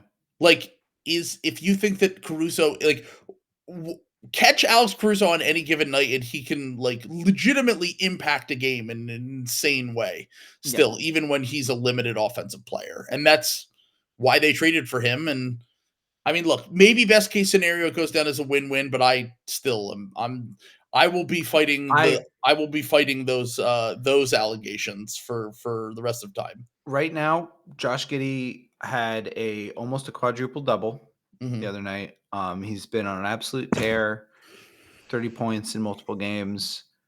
I am not fooled at all. This is still one of the worst trades of all time, and Karnisovas should have gotten to like 1 to 2 first round picks in that trade. Like, I'm not backing down for a second. I'm with you. I'm not. I still don't think. Yeah. I even think like the best case scenarios for Josh Giddey are like the kind of scenarios that cap your. Like, you'll never win a playoff series. He's Julius Randle. He's kind of a Julius Randle. Julius Randle. And it is. And I agree. Yes. He's like worse Julius Randle. Like, yeah. Like, what if Sabonis and Randle also had allegations? God damn it. All right. Let's do it. It's time. We were going to do overreactions to the playoffs. We're going to do our bold predictions for that, but we're going to save that for the Patreon episode, and instead we're going to do our first look at the Ringers 2025 NBA Draft Guide that Danny Chow and Kyle Mann rolled out this week. First off, prayers up for KOC. No more KOC on the Draft Guide. This will be the first year that we don't get great comps like Justin Edwards has shades of Malik Monk. The first time that we won't get that, the comp of Cooper Flag is like Tesla meets Larry Bird. Those things we will miss dearly here on the Ball podcast. But we will be looking through their draft guide and I'm still a little bit early on the draft process. I wouldn't say that I have a ton of information. We've obviously been watching March Madness. We watched that a ton when we were in New Orleans. I'm shaping my opinions more on the prospects, but I wanted to run through this a little bit and just talk about, first off, we haven't done the name test yet. We haven't. We have not done the name test, and we know a little bit about these prospects now, but I'm trying to put that information away and do the name test for this. This is the Round Ball Rock podcast did the original name test where you just go blind into it, and Joey and Sean would go through and say whether a player was a star, just a guy, or a bust. Also, there is the alternative football last name as well. That they originated on the Rail Ball Rock podcast. If you've never listened to that, go listen to it. It's an amazing, hilarious podcast. They do a great job. But I do want to go through, when we go through this, I want to keep that in mind while we're talking about the prospects. So obviously, first up on the board here, we have one Cooper Flagg. Nothing surprising about this. I mean, most well-rounded prospect in recent memory with the fire focus for more. There's really nothing else to say. I mean, no one's going to argue with this. He's very clearly number one in this class. Number two, Dylan Harper, son of Ron Harper. Also feel like this is pretty chalk. Like, this is another one. I'm a little bit more of a Harper skeptic, like where I'm like a little bit more inclined to like, not have like Harper in my top 3 on like draft night or something like that. But like for now, I think he's still like, just in terms of like production and like upside, I think he's still a pretty clearly number 2. I was going to say we talked about this a little bit in New Orleans, but of the Rutgers guys that didn't get a chance to make the tournament because they missed the tournament entirely, it does feel like I don't think Harper's going to lose his grip on the second spot no matter what. Yeah. But it does feel like he would have, if he went into the tournament and balled out, we would have at least had a podcast or an article headline or two of, are we sure Cooper Flagg is the number 1 overall pick in this upcoming draft? We know it's Cooper Flagg, and we know that Dylan Harper is probably 2 or 3 at worst. So, all right. Third, we have VJ Edgecombe. Yeah. Your guy. So this is what I'm always really interested, because I like what I do appreciate about Kyle Mann is honestly, it's kind of a similar strength that I talk about with KOC when KOC does these boards. Is I generally don't get the impression that like Kyle Mann, like I genuinely don't get the impression that he like does a lot of like groupthink stuff, like he's not necessarily like aggregating people's boards. He does have like very strong opinions about certain guys, and that is gonna fucking come up huge later on in this board a couple of times. But I do think that this is still pretty chalk. I think pretty much every board either has VJ or Ace Bailey here at 3. And I don't think I've seen any that have anyone else at 3. There might be Malawash might be on a few, like for like really sicko boards. But VJ Edgecombe, I mean, we watched him in the tournament. They just got eliminated by Duke this past weekend, but that Duke team is just 8 or 9 deep with crazy talent, veteran talent, rookie freshmen who are going to be lottery picks. There's nothing to be ashamed to losing that. And like VJ played decent enough in the tournament. The thing about VJ, first off, football last name. VJ Edgecombe, that's like a linebacker or safety. Which, funny enough, it has the word edge in it, which is literally a football position. Edge. But VJ Edgecombe is a football last name. I don't know if I could see an NBA star be named VJ Edgecombe. But the thing with him for me is like he's listed at 6'5" when it feels like he's really like 6'3" or 6'4". He's probably going to be a 2 based on what he his size and build in the NBA. I doubt that he ends up being a 3. And if he's not like, he has flashes for sure on offense, but like he doesn't shoot off the dribble. He's not he doesn't have a great handle. He's not a high-level playmaker. You're drafting him for the athleticism, the tools, the spot-up shooting, and you're hoping that you can kind of take a ball of clay and mold him into a star. My only concerns is like, I think to have him 3 on your board, you almost have to have uncertainty that he is a star or like has that upside. And I have a feeling that he's just going to be like a really good role player. That's kind of where I land with him. And sure, in a draft like this, where it seems like the 2 star bets are at the top of the draft, and then we're drafting for, maybe it's like high level outcomes are good role player / star, then fine. But like, I think when I do my original board, I'll probably have him a little bit lower. Interesting. Okay, I think he's got, for guys of his athleticism, it's pretty rare guys are. Usually when guys are athletes like VJ, Thompson twins are a good example of this. They're just like non-shooters, like with like negative shooting. And the fact that VJ has the athleticism and like pretty decent like shooting indicators, like they're not great, but they're there. That just makes me think like, I don't know. I think that it's pretty.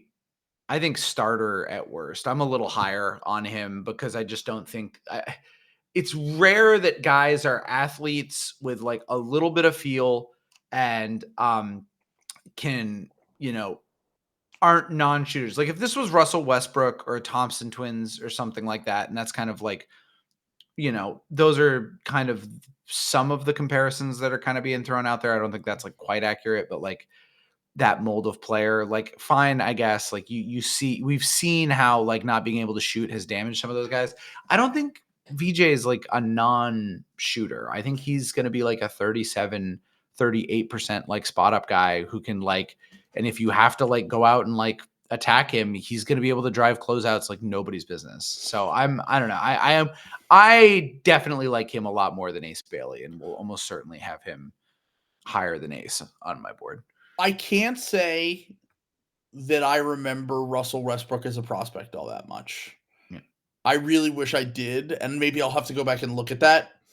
I will say that for what he became in the NBA and for what the Thompson twins were, especially Amen, he was on the ball a ton and like showed like crazy passing flashes.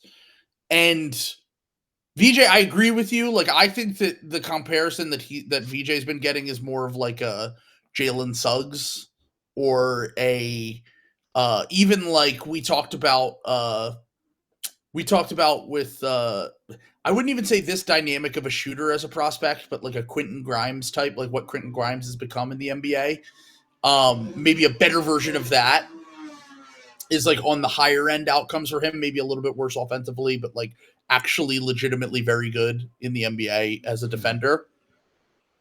And look, I think he's a very high floor prospect. I don't see a world in which he's not an NBA player. Yeah. And that's in any draft, it's fair to have this, especially if you think he can reach those star end outcomes. I just don't know how many stars in the NBA cannot shoot off the dribble, do not have a handle, and have not displayed consistent enough passing as prospects that reach those heights. But, look, when you get down to 4 or 5, that's where, in my opinion, you can start drafting those guys. Top 3, maybe a little bit rich for me, but I don't think that this draft is like the deepest draft. I think that this is a draft that has a handful of guys that you're just taking swings on just based on what I've watched outside of the top 2. And, from there you kind of can make your opinions about these guys as you learn more. But okay, Ace Bailey sounds like a star to me. Like, remove everything you know about Ace Bailey. That sounds like a star to me. His real name is Arius Bailey, though. See, that's a star to me. Okay, so Arius Bailey. I think he should go by Arius Bailey. He should go by Air. Air Bailey is literally like, yeah, that's an NBA star. Yeah. No, it's a shame that like he is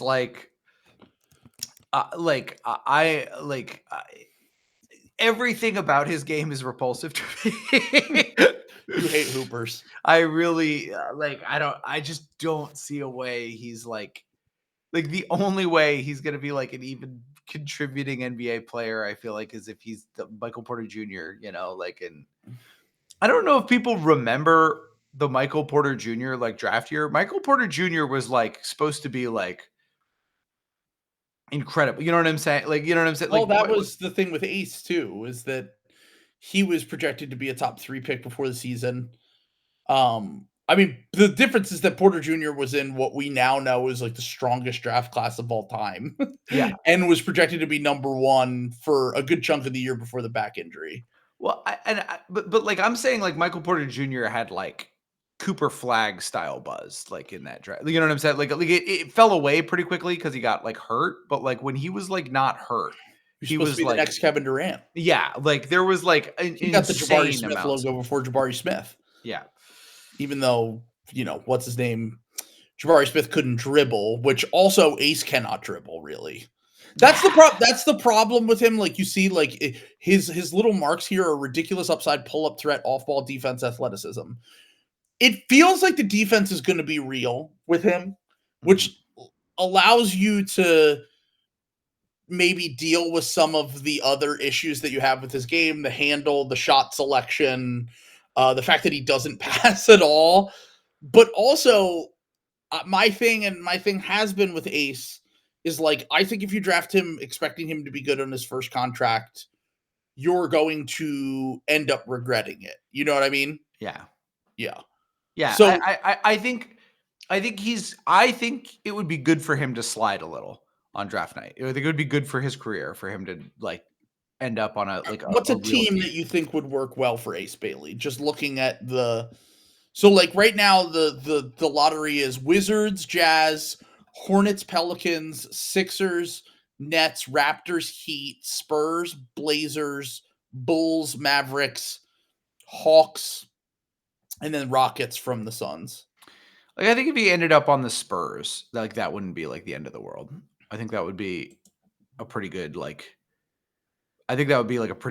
place for him to learn. Like just behind, he wouldn't be entitled to playing time like necessarily right away. Like I feel like they could like bench it. You have credible wings. You have Jeremy Sohan. You have Devin Vassell.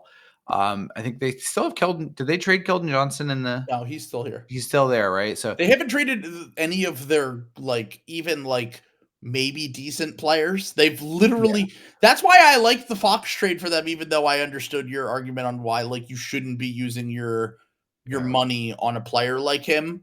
Yeah.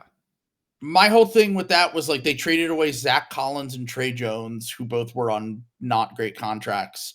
Yeah. And they didn't give up any real first round picks. They still have time and patience, clearly, but I think the Fox thing compared with how good Wemby already is makes me think that they'd be less likely to take him. But look, if you have the 9th pick of the draft and he ends up sliding, then sure, why not? That's what I'm saying. And I think he needs to be in a role. I don't think he should be on a team like the Wizards this year.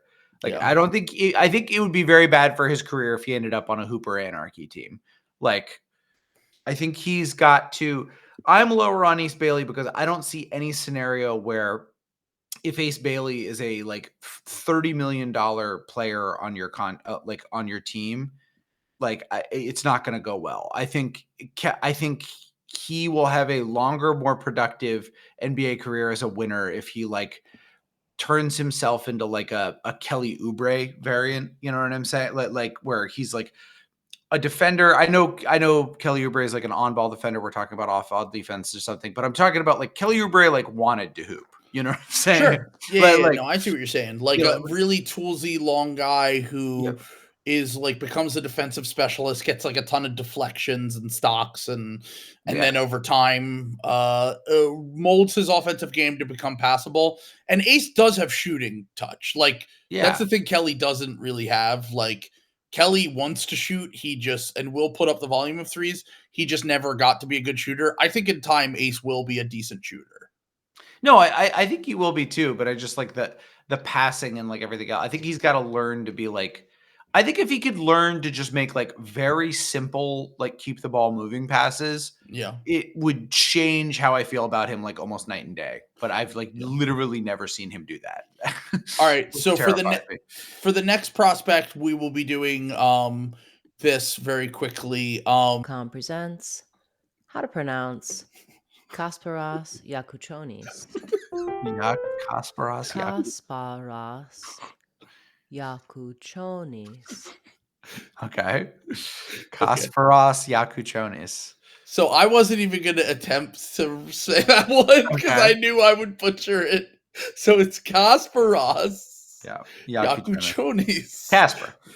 Casper. We'll just call him Casper because he's a white boy who hoops.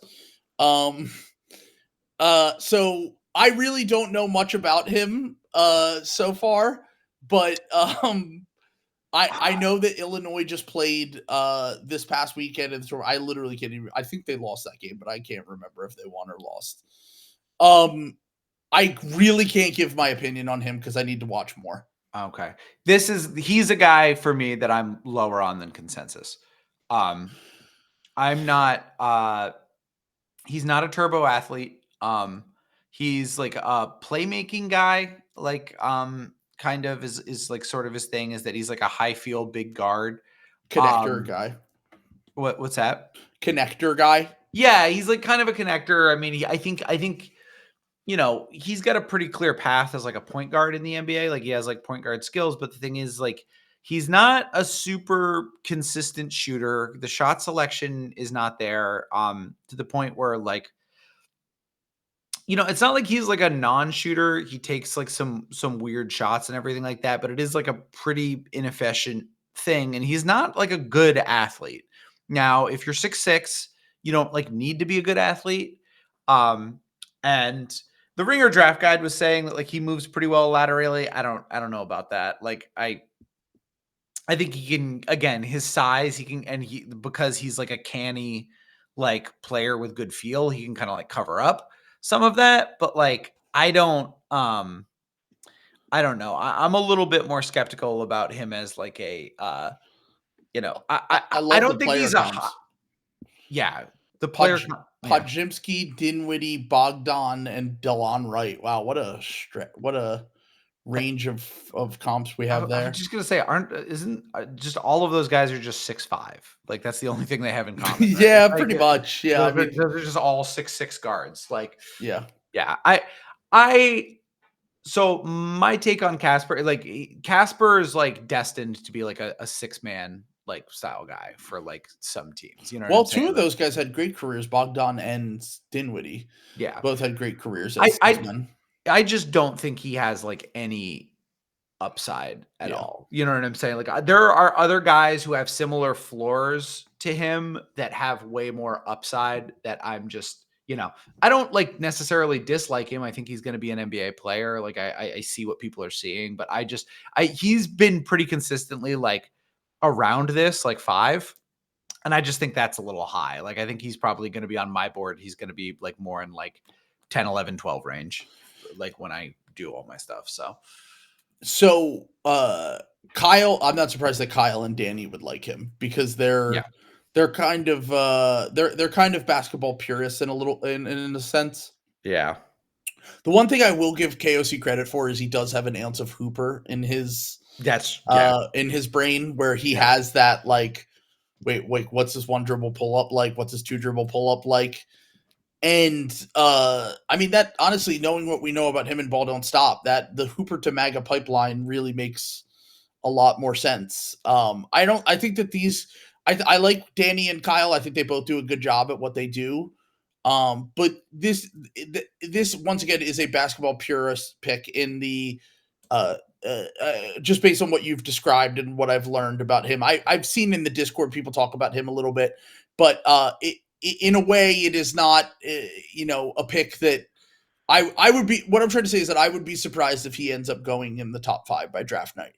You even said we talked about this a little bit when we were talking about Con Knipple, who we'll get to eventually. Someone that you said you'll probably end up being a little bit higher on. Yeah, but like by the time we get to the draft, it always feels like the guys that end up rising are like the crazy theoretical upside guys. Like it's what got Tidjon Saloon pick 6. Like I'm not saying that was good process or not, but it's very rare that it feels like these guys rise up boards. If that makes sense. Yeah, I do want to be clear that like maybe Casper kind of fools some people because he is like kind of like a volume shooter. You know, like he's like weirdly like he does shoot a lot. Like, and it's very funny because I see he only shot 31% from 3 according to this. But this is what I'm saying though is he'll like take like weird like he'll hooper like he'll take hooper shots. You know what I'm saying? Like he'll shoot over guys from all over the court, you know, and take tough shots. And like the other big thing for him is like the decision making is he does make like he does have like a lot of bozo mode in his game is like the other thing. So like so it's kind of like he's like I think his comp is like very, very, very Walmart brand like LaMelo is kind of like what I don't even know what that kind of player would. I don't even know what that is. I guess Spencer Dinwiddie would be a good comp then. Yeah, like I think like turbo great value store brand LaMelo Ball. You know, like if the passes like weren't flashy, but like there's some bozo mode. He likes like shooting the ball. He could like hypothetically be a good defender sometimes, but like has good feel. But like I don't know. It's not a very high ceiling, and I don't think it's a very high floor. And I think there's other guys that I'm more interested in. So, what do we think about the name for Kasparis? Like, what do you think about the name? Like, I think, I mean, like, I think he's very clearly going to be like Casper the Unfriendly Roast, like when he's like burning guys off the dribble or something like stupid like that. Like, no, I meant, do you think that it's a good NBA name? No, I mean the Eastern European names. It's like not really. You know what I'm saying? We just have too much Gilbert Arenas 2000s in our brain look, still. I don't want to be xenophobic here, but like, however, I mean, what's the good like? What's a good hooper name for like an Eastern European? Like Bogdan Bogdanovic is like one of the purest hoopers we have. But that's like not a. But we also like we know what we know about Bogdan now. Like it's hard for me to be like, because we had it last year with Montas Buzelis where I was like, I did this with pretty much all of the European names where like Richeche, Buzelis, like I was like, these guys all sound like huge busts. Okay, I will say Bilal Koulibaly is like the outlier. That's a cool name. That's a cool name. Like that's a cool name, and I would have also said that was a cool name pre-draft too. Yeah, Bilal Koulibaly would have. Yeah, definitely. No, I agree with that. Luka Doncic isn't like bad. I don't think it's good, but I don't. No, it's got a good cadence to it. Yeah, you know. Yeah, it's got good rhythm. Yeah, which yeah, so that makes sense. All right, Derek Queen, your guy. I'm surprised. I'm alarmed at how many people have him this high. Because like I get it. So here's the thing. I was trying to explain to this. This is like the Jacoby Walter thing where it's like I want Derek Queen to succeed because I really enjoy him and I like root for him. Like that said, if like two things are off about him, he like will wash out of the NBA immediately. Yeah. Well, that's the thing is I felt like good college player, not great NBA player. Yeah. And when I'm trying to be talked into him, it's like Naz Reid, Bobby Portis. And I'm like, okay, so it sounds like the best case scenario for him is bench big. Yeah. And like, if I'm drafting at the 6th pick in the draft, maybe everything does work out for him. And he actually is even if it's like a fake star, whatever. Yeah. He makes like an all-star team or something. And you're fine with drafting him with the 6th pick in the draft. But it does just feel like big with decent feel and scoring pop, but also has massive defensive question marks, is always like the level that you have to reach as an offensive big for that not to matter is like pretty crazy for me. In order to Sabonis can't really survive it. Even Sabonis is like, you have to build your team around Sabonis. That's what I'm saying. So like that's what I'm just saying, like that's what we're talking about. And Sabonis is like an all NBA guy. Yeah. You know, I mean, they say it in here, deliberately paced big man who offers truly unique scoring craft, passing touch, and feel, but faces fit concerns, which is exactly what we're describing right now. Yeah.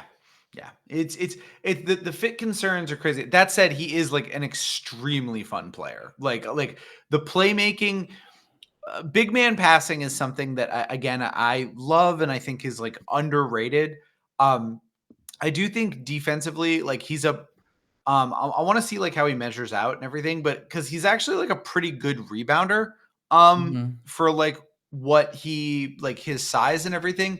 And he does have like a little bit of switchability. You know what I'm saying? It's just that he's kind of ground bound. Like, you know what I'm saying? Like, Yeah. not going to like bother shots around the rim. You know what I'm saying? So if you have, he's like the kind of guy where it's like, he might like, if he really hits, he might be the type of big that you run in a double big with like a shot blocker who can like shoot threes, who we've covered ad nauseum. There's like 4 of them in the NBA and everybody wants one of them, but like, so it like doesn't really matter that much. But I do think he's going to be like, yeah, I guess Sabonis would probably be like his best comp.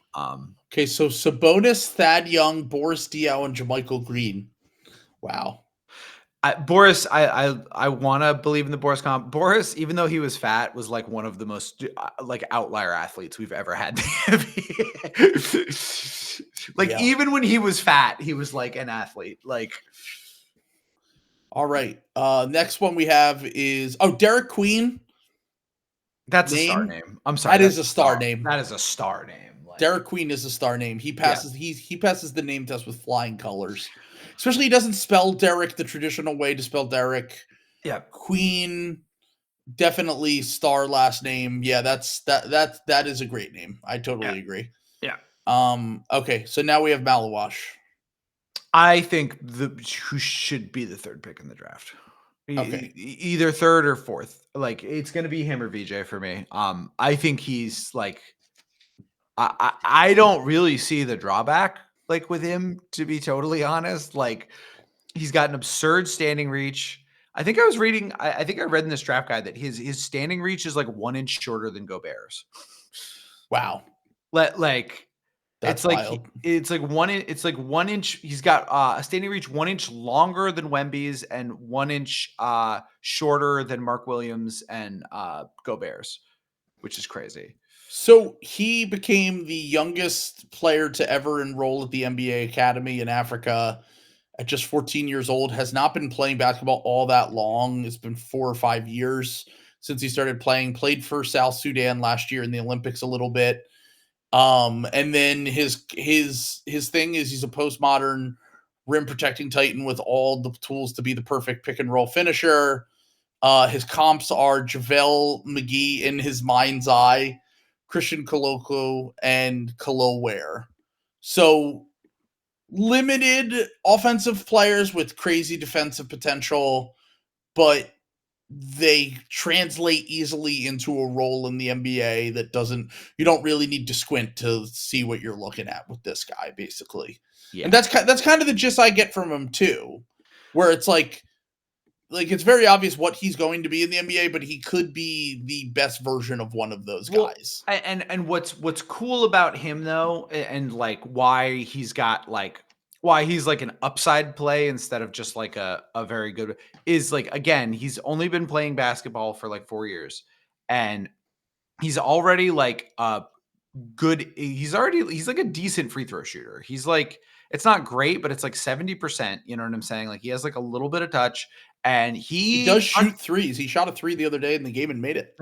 And he can pass. Like he is a connective passer. Like he understands what to do. Like with the bat, he's not like sometimes you have like these turbo athlete bigs who like can't like see the floor. He's got feel and like some like basketball IQ stuff that like jump off the page.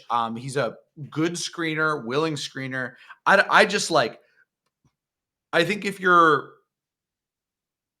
he's like got a chance to be like like one of the like 5 best centers in the NBA. Like and will be good for like ever. You know what I'm saying? Like if you, I think he's like a slam dunk pick, like him versus VJ. Like I think both of those guys are like starters at like once you get past like Harper and Flag, and I'm all in on him. I don't think there's like any possible way he fails to me. So Malawash, honestly, come on, Malawash. That sounds like a starting player in the NBA. Yeah, that's a starter level name, I would say. Yeah, definitely. Okay. So speaking of names that I love in this draft, Trey Johnson, a bona fide bucket getter whose scoring maybe best utilizes in doses. Perimeter shooting, catch and shoot threat, pull up threat. He's 6'6", 190. 19 years old, obviously was, we talked about him a little bit. His comps are Allen Houston, Terrence Ross, Michael Redd, OJ Mayo. Now, we've talked about these kind of prospects and how they're hard to project because coaches usually hate them. like let's be honest, coaches usually hate the bucket getter guy who doesn't pass and theoretically has all of the scoring upside, star upside. Once again, fantastic name, Trey. I was a little bit higher on Trey until I watched him more. I still think that he is very clearly an NBA player. The defense worries me a lot. The lack of passing worries me a lot. And I don't know what his role looks like in the NBA if he wants to be a starter. Now, 6-man, yeah, I think he's going to be a good 6-man. I think he'll just be like but the passing needs to develop still, like the on-ball passing, because I don't think he's ever going to be a connector piece. I don't think he's ever going to be a high-level defender. And I think that if that's the case, he needs to get better with his passing and his decision-making and then just be a bucket off the bench who can turn himself into a legit passer, playmaker that fits into that role. See, like, this is just the type of guy, like, I wouldn't draft. Like, if I would, like, sign this guy in, like, 4 years. You know what I'm saying? Yeah. Like, if he, like, figures it out, you know what I'm saying? Like, I have a hard time seeing Trey Johnson, like, being a good player in, like, the first 2 to 3 years of his, like, of being in the NBA. See, like, I think it's the opposite. I think it's he's going to be a guy that probably gets a little bit overrated. Because it's kind of similar to the Cam Thomas thing where, like, remember Cam, like, his rookie season and the second season where, like, and it's not that, once again, we've gone back and forth with Cam Thomas and, like, there's a world where Cam Thomas can still be really good. But, like, to me, he feels like the kind of guy that gets a little bit, like, overhyped because he has these random scoring outbursts in his first or second season. And then the team that drafts him might value him a little bit too much. I don't see a world in which he becomes a guy who is like, doesn't get maybe he's just not good enough to get a second contract from his second team. I don't know. But I would be surprised if he becomes available is all I'm saying. Like every once in a while we just get like these bucket getter type guys who tend to be like, like I said, like Cam Thomas, there's a handful of guys who really do this. Karis LeVert's made himself into like a decent player, but Karis LeVert was also a guy young in his career. Like basically anyone who the Nets draft is what I'm trying to say. Yeah. So he will be a Brooklyn Net, actually. Yeah, I was gonna say he does kind of feel like the Nets are gonna draft him, but yeah, exactly. Yeah, but all right. I don't even know who this is. So why don't you I know that Alabama's been good this year. LeBaron Philon, is that how you say his name? He wasn't even on my radar. This is like way higher. This is the Ringer guys kind of doing some pervert stuff. Okay, so this is 9th on their board. They said he's a willowy, hyper-competitive guard who naturally fills in the gap on both sides of the ball. Got that dog in him, float game, feel for the game, on-ball defense. So his comps are Juice Cleanse, Jalen Suggs, Kobe Buffkin, DeLon Wright, Elfrid Payton, Rajon Rondo. Yeah, I don't know about that. He's like thin. He's like thin and small, and he can't really shoot. I don't know. I don't really see it, to be totally honest with him, like, at all. I think he's like a late first round pick, and that's like where he's like is on like Projected to go, Tankathon yeah. and like some of these other things. Like, so I don't really get this one. I think one of these guys clearly loves him. I don't really know. I'm a little flabbergasted, but who knows? But again, this is why I kind of like when that type of like when people do this type of things, because every once in a while, it's not you don't want everyone's board to be exactly the same. You know what I'm saying? Yeah. So like it's interesting to go like take a look and see what's going on. So yeah, that's interesting. I'll learn more about him and then have a more defined opinion. Jeremiah Fears, whose brother plays for Michigan State, that I learned the other day. Oklahoma guard, we know I've Fears has been on my radar. I know that he was projected to be in this range for most of the season. A walking paint touch at lead guard who is unearthing his potential ahead of schedule. Ball handling, athleticism, playmaking, ridiculous upside. And then his comps are Scoot Henderson, Devin Harris, Jaden Ivey, and Gerard Bayless. Yeah. So Fears, I feel like is it's kind of weird that they didn't do like Rondo like here. You know what I'm saying? Like for Fears, to me, he's like I mean, he's not like Collier, but I think he's going to be a similar player in terms of like polarizing on like draft boards. You know what I'm saying? Because you can see that there is like upside. He has like athleticism. Like he usual story with guys like this, like can't really shoot.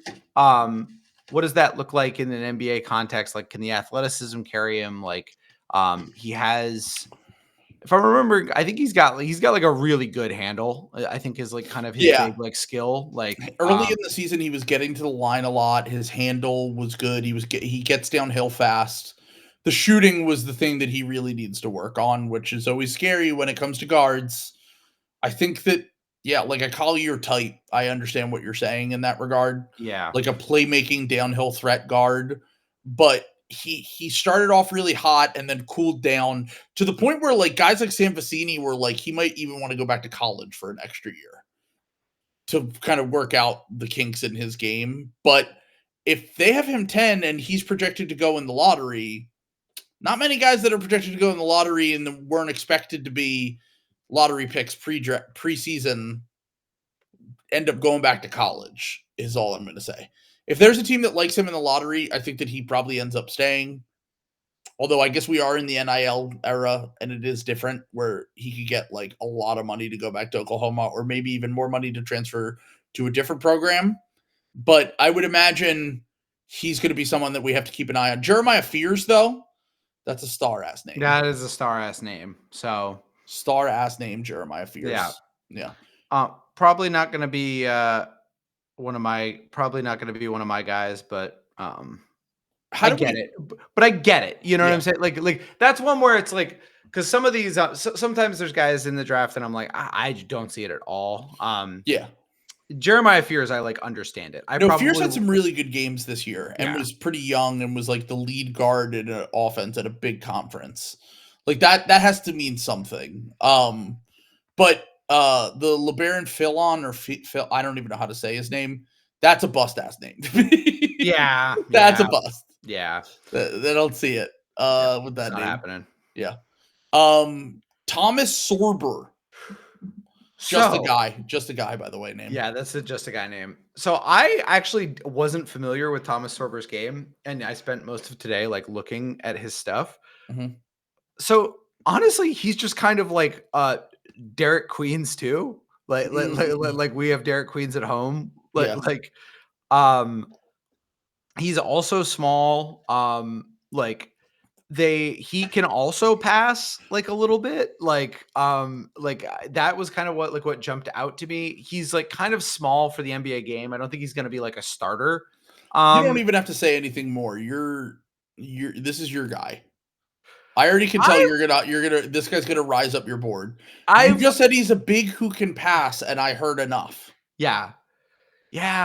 I don't know. He's like not actually probably going to be good though. So like he is like 6'10". His comps are Al Horford, Kayvon Looney, Wendell Carter Jr., and Trace Jackson Davis. This is literally right up your alley. I will say, like, watching like some tape on him today, I was like, okay. And I really like Derek Queen too. So I was like, why is this guy like so different from Derek Queen? You know what I'm saying? Because they have a lot of the same weaknesses and like strengths. You know what I'm saying? The thing is, like, Thomas Sorber's not a bucket in the same way that like Derek Queen is, you know. That's probably the biggest difference. And he's also like stronger and more jacked. But they say disciplined two-way big man who wins with physicality and processes the game at 1.25 time speed. When they say tank, do they mean he's going to allow you to tank next year, or he's built like a tank? I think they mean he's built like a tank. I think they mean he's yeah. Okay, because they say post presence, feel for the game, defensive anchor, and tank. Yeah.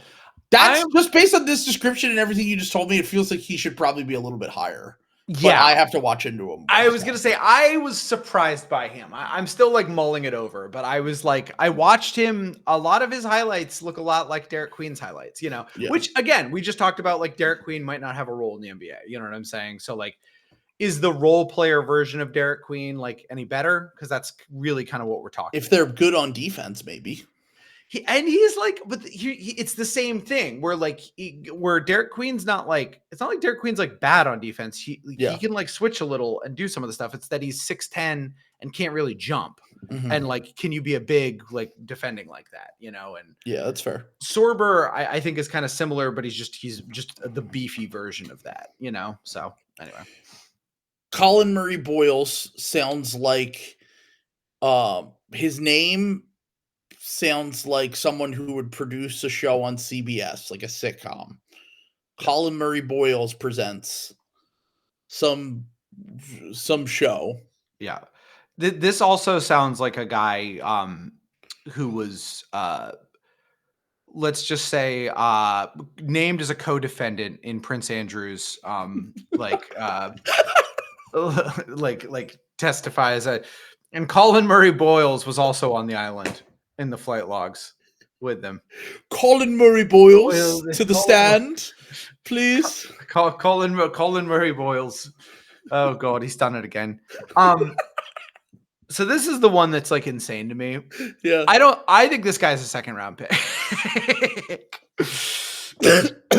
This is like crazy to me to have him this high. This is Semi Ojeleye.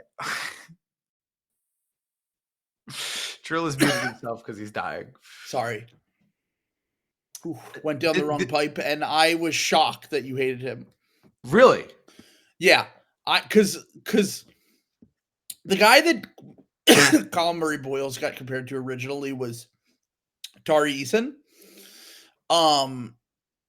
But if you, once again, Will has said this, if anyone compares Draymond Green, if anyone has ever compared to Draymond Green, they always suck. Yeah, no, Will and I are in lockstep on that. Like that is the NBA's version of former first round pick. Like if you hear that, like it's if anyone is referred to as a former first round pick, they're turbo dog ass. Yeah, that is the Draymond comp is the death knell. There's just some recent former players that were compared to Draymond Green. Was Semi one of them? Semi was one of them, yes. Semi was one. Was Yabu one of them? What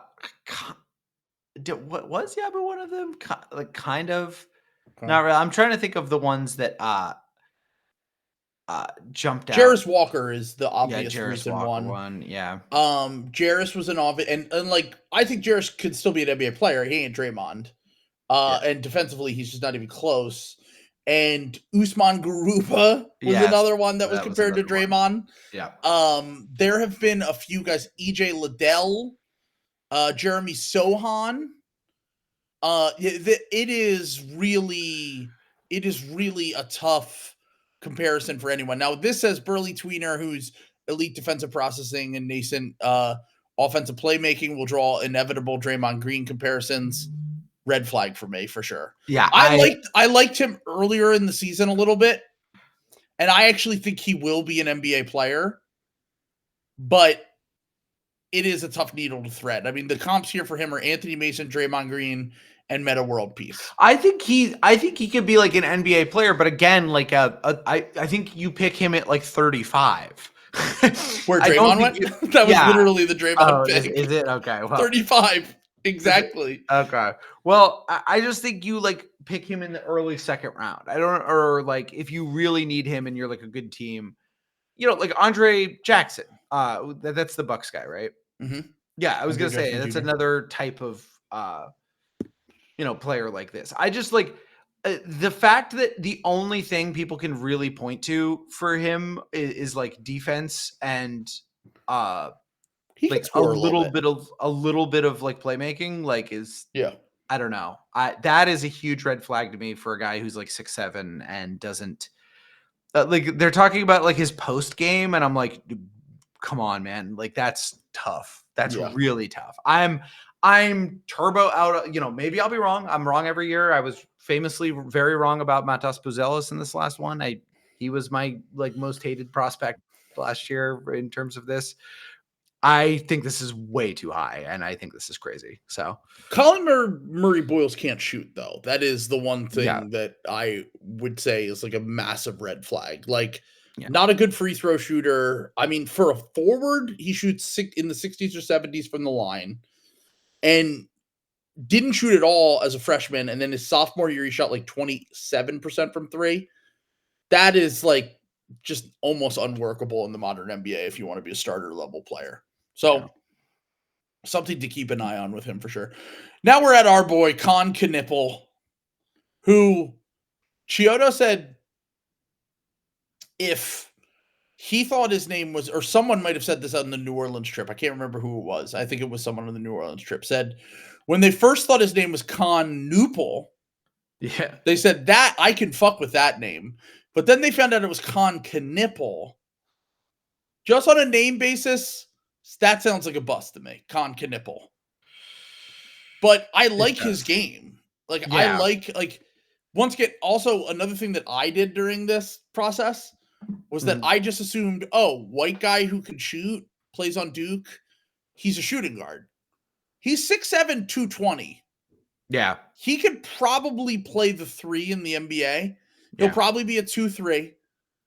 And if that's the case, I was wrong about that because I stereotyped him as I just assumed that all of white guys who can shoot like this are shooting guards. And he's like an elite shooter, shown passing flashes, has some off the dribble juice, and is decent defensively. I'm going to probably be way higher on Con Knipple than 13, to be honest with you.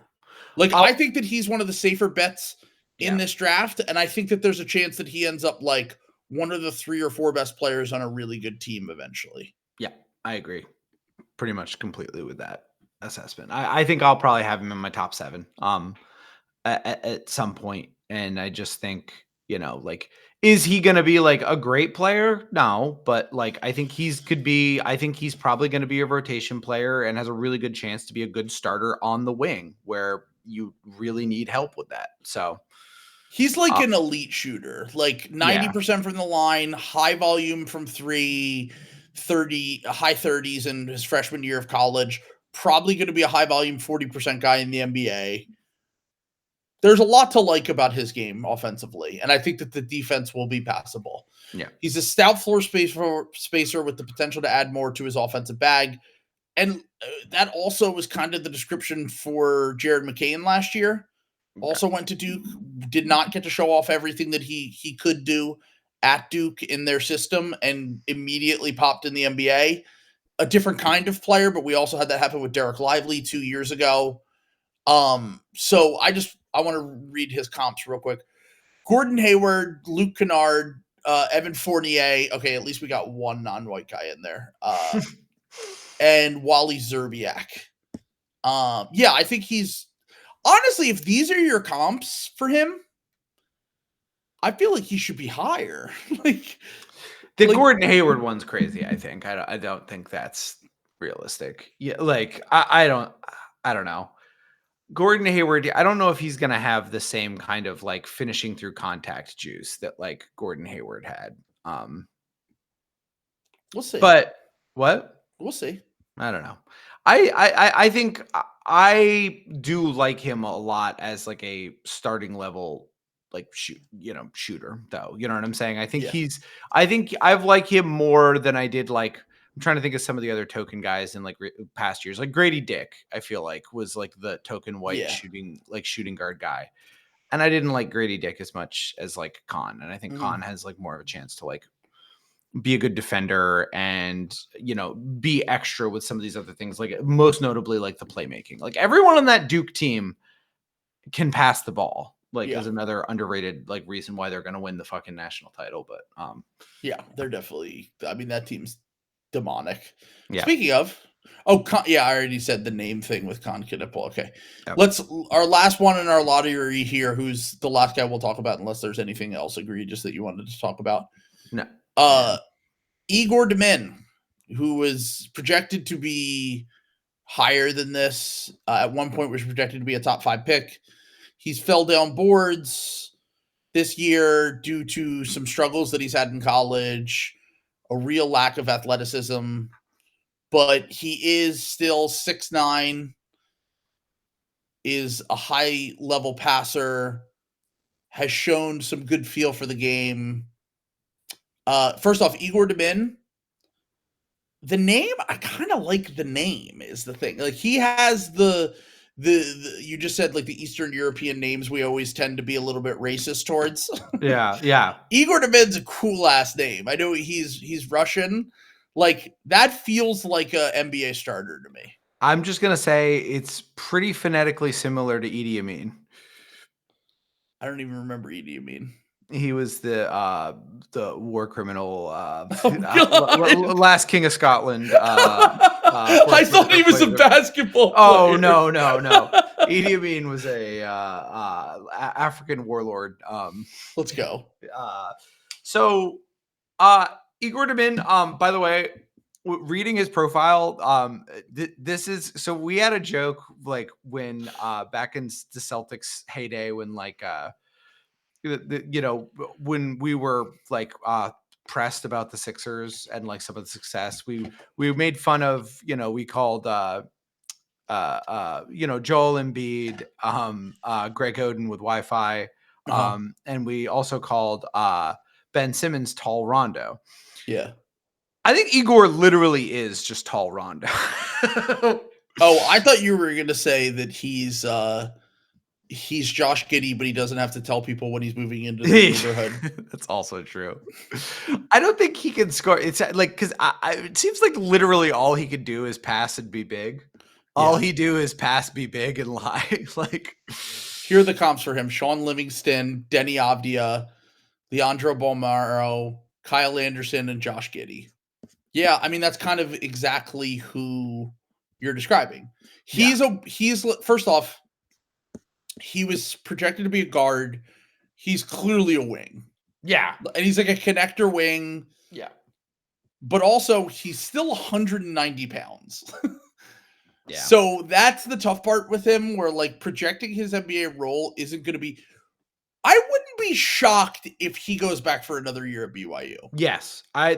He's like my number one going back guy, I think. Like because he fell down boards. Yeah. He's probably going to end up not even going this high. He'll probably go in like the 18 to 25 range. Also, he'll make more money going back to BYU. He'll make money going back to BYU, and he'll get to play with AJ Dibanasta next year.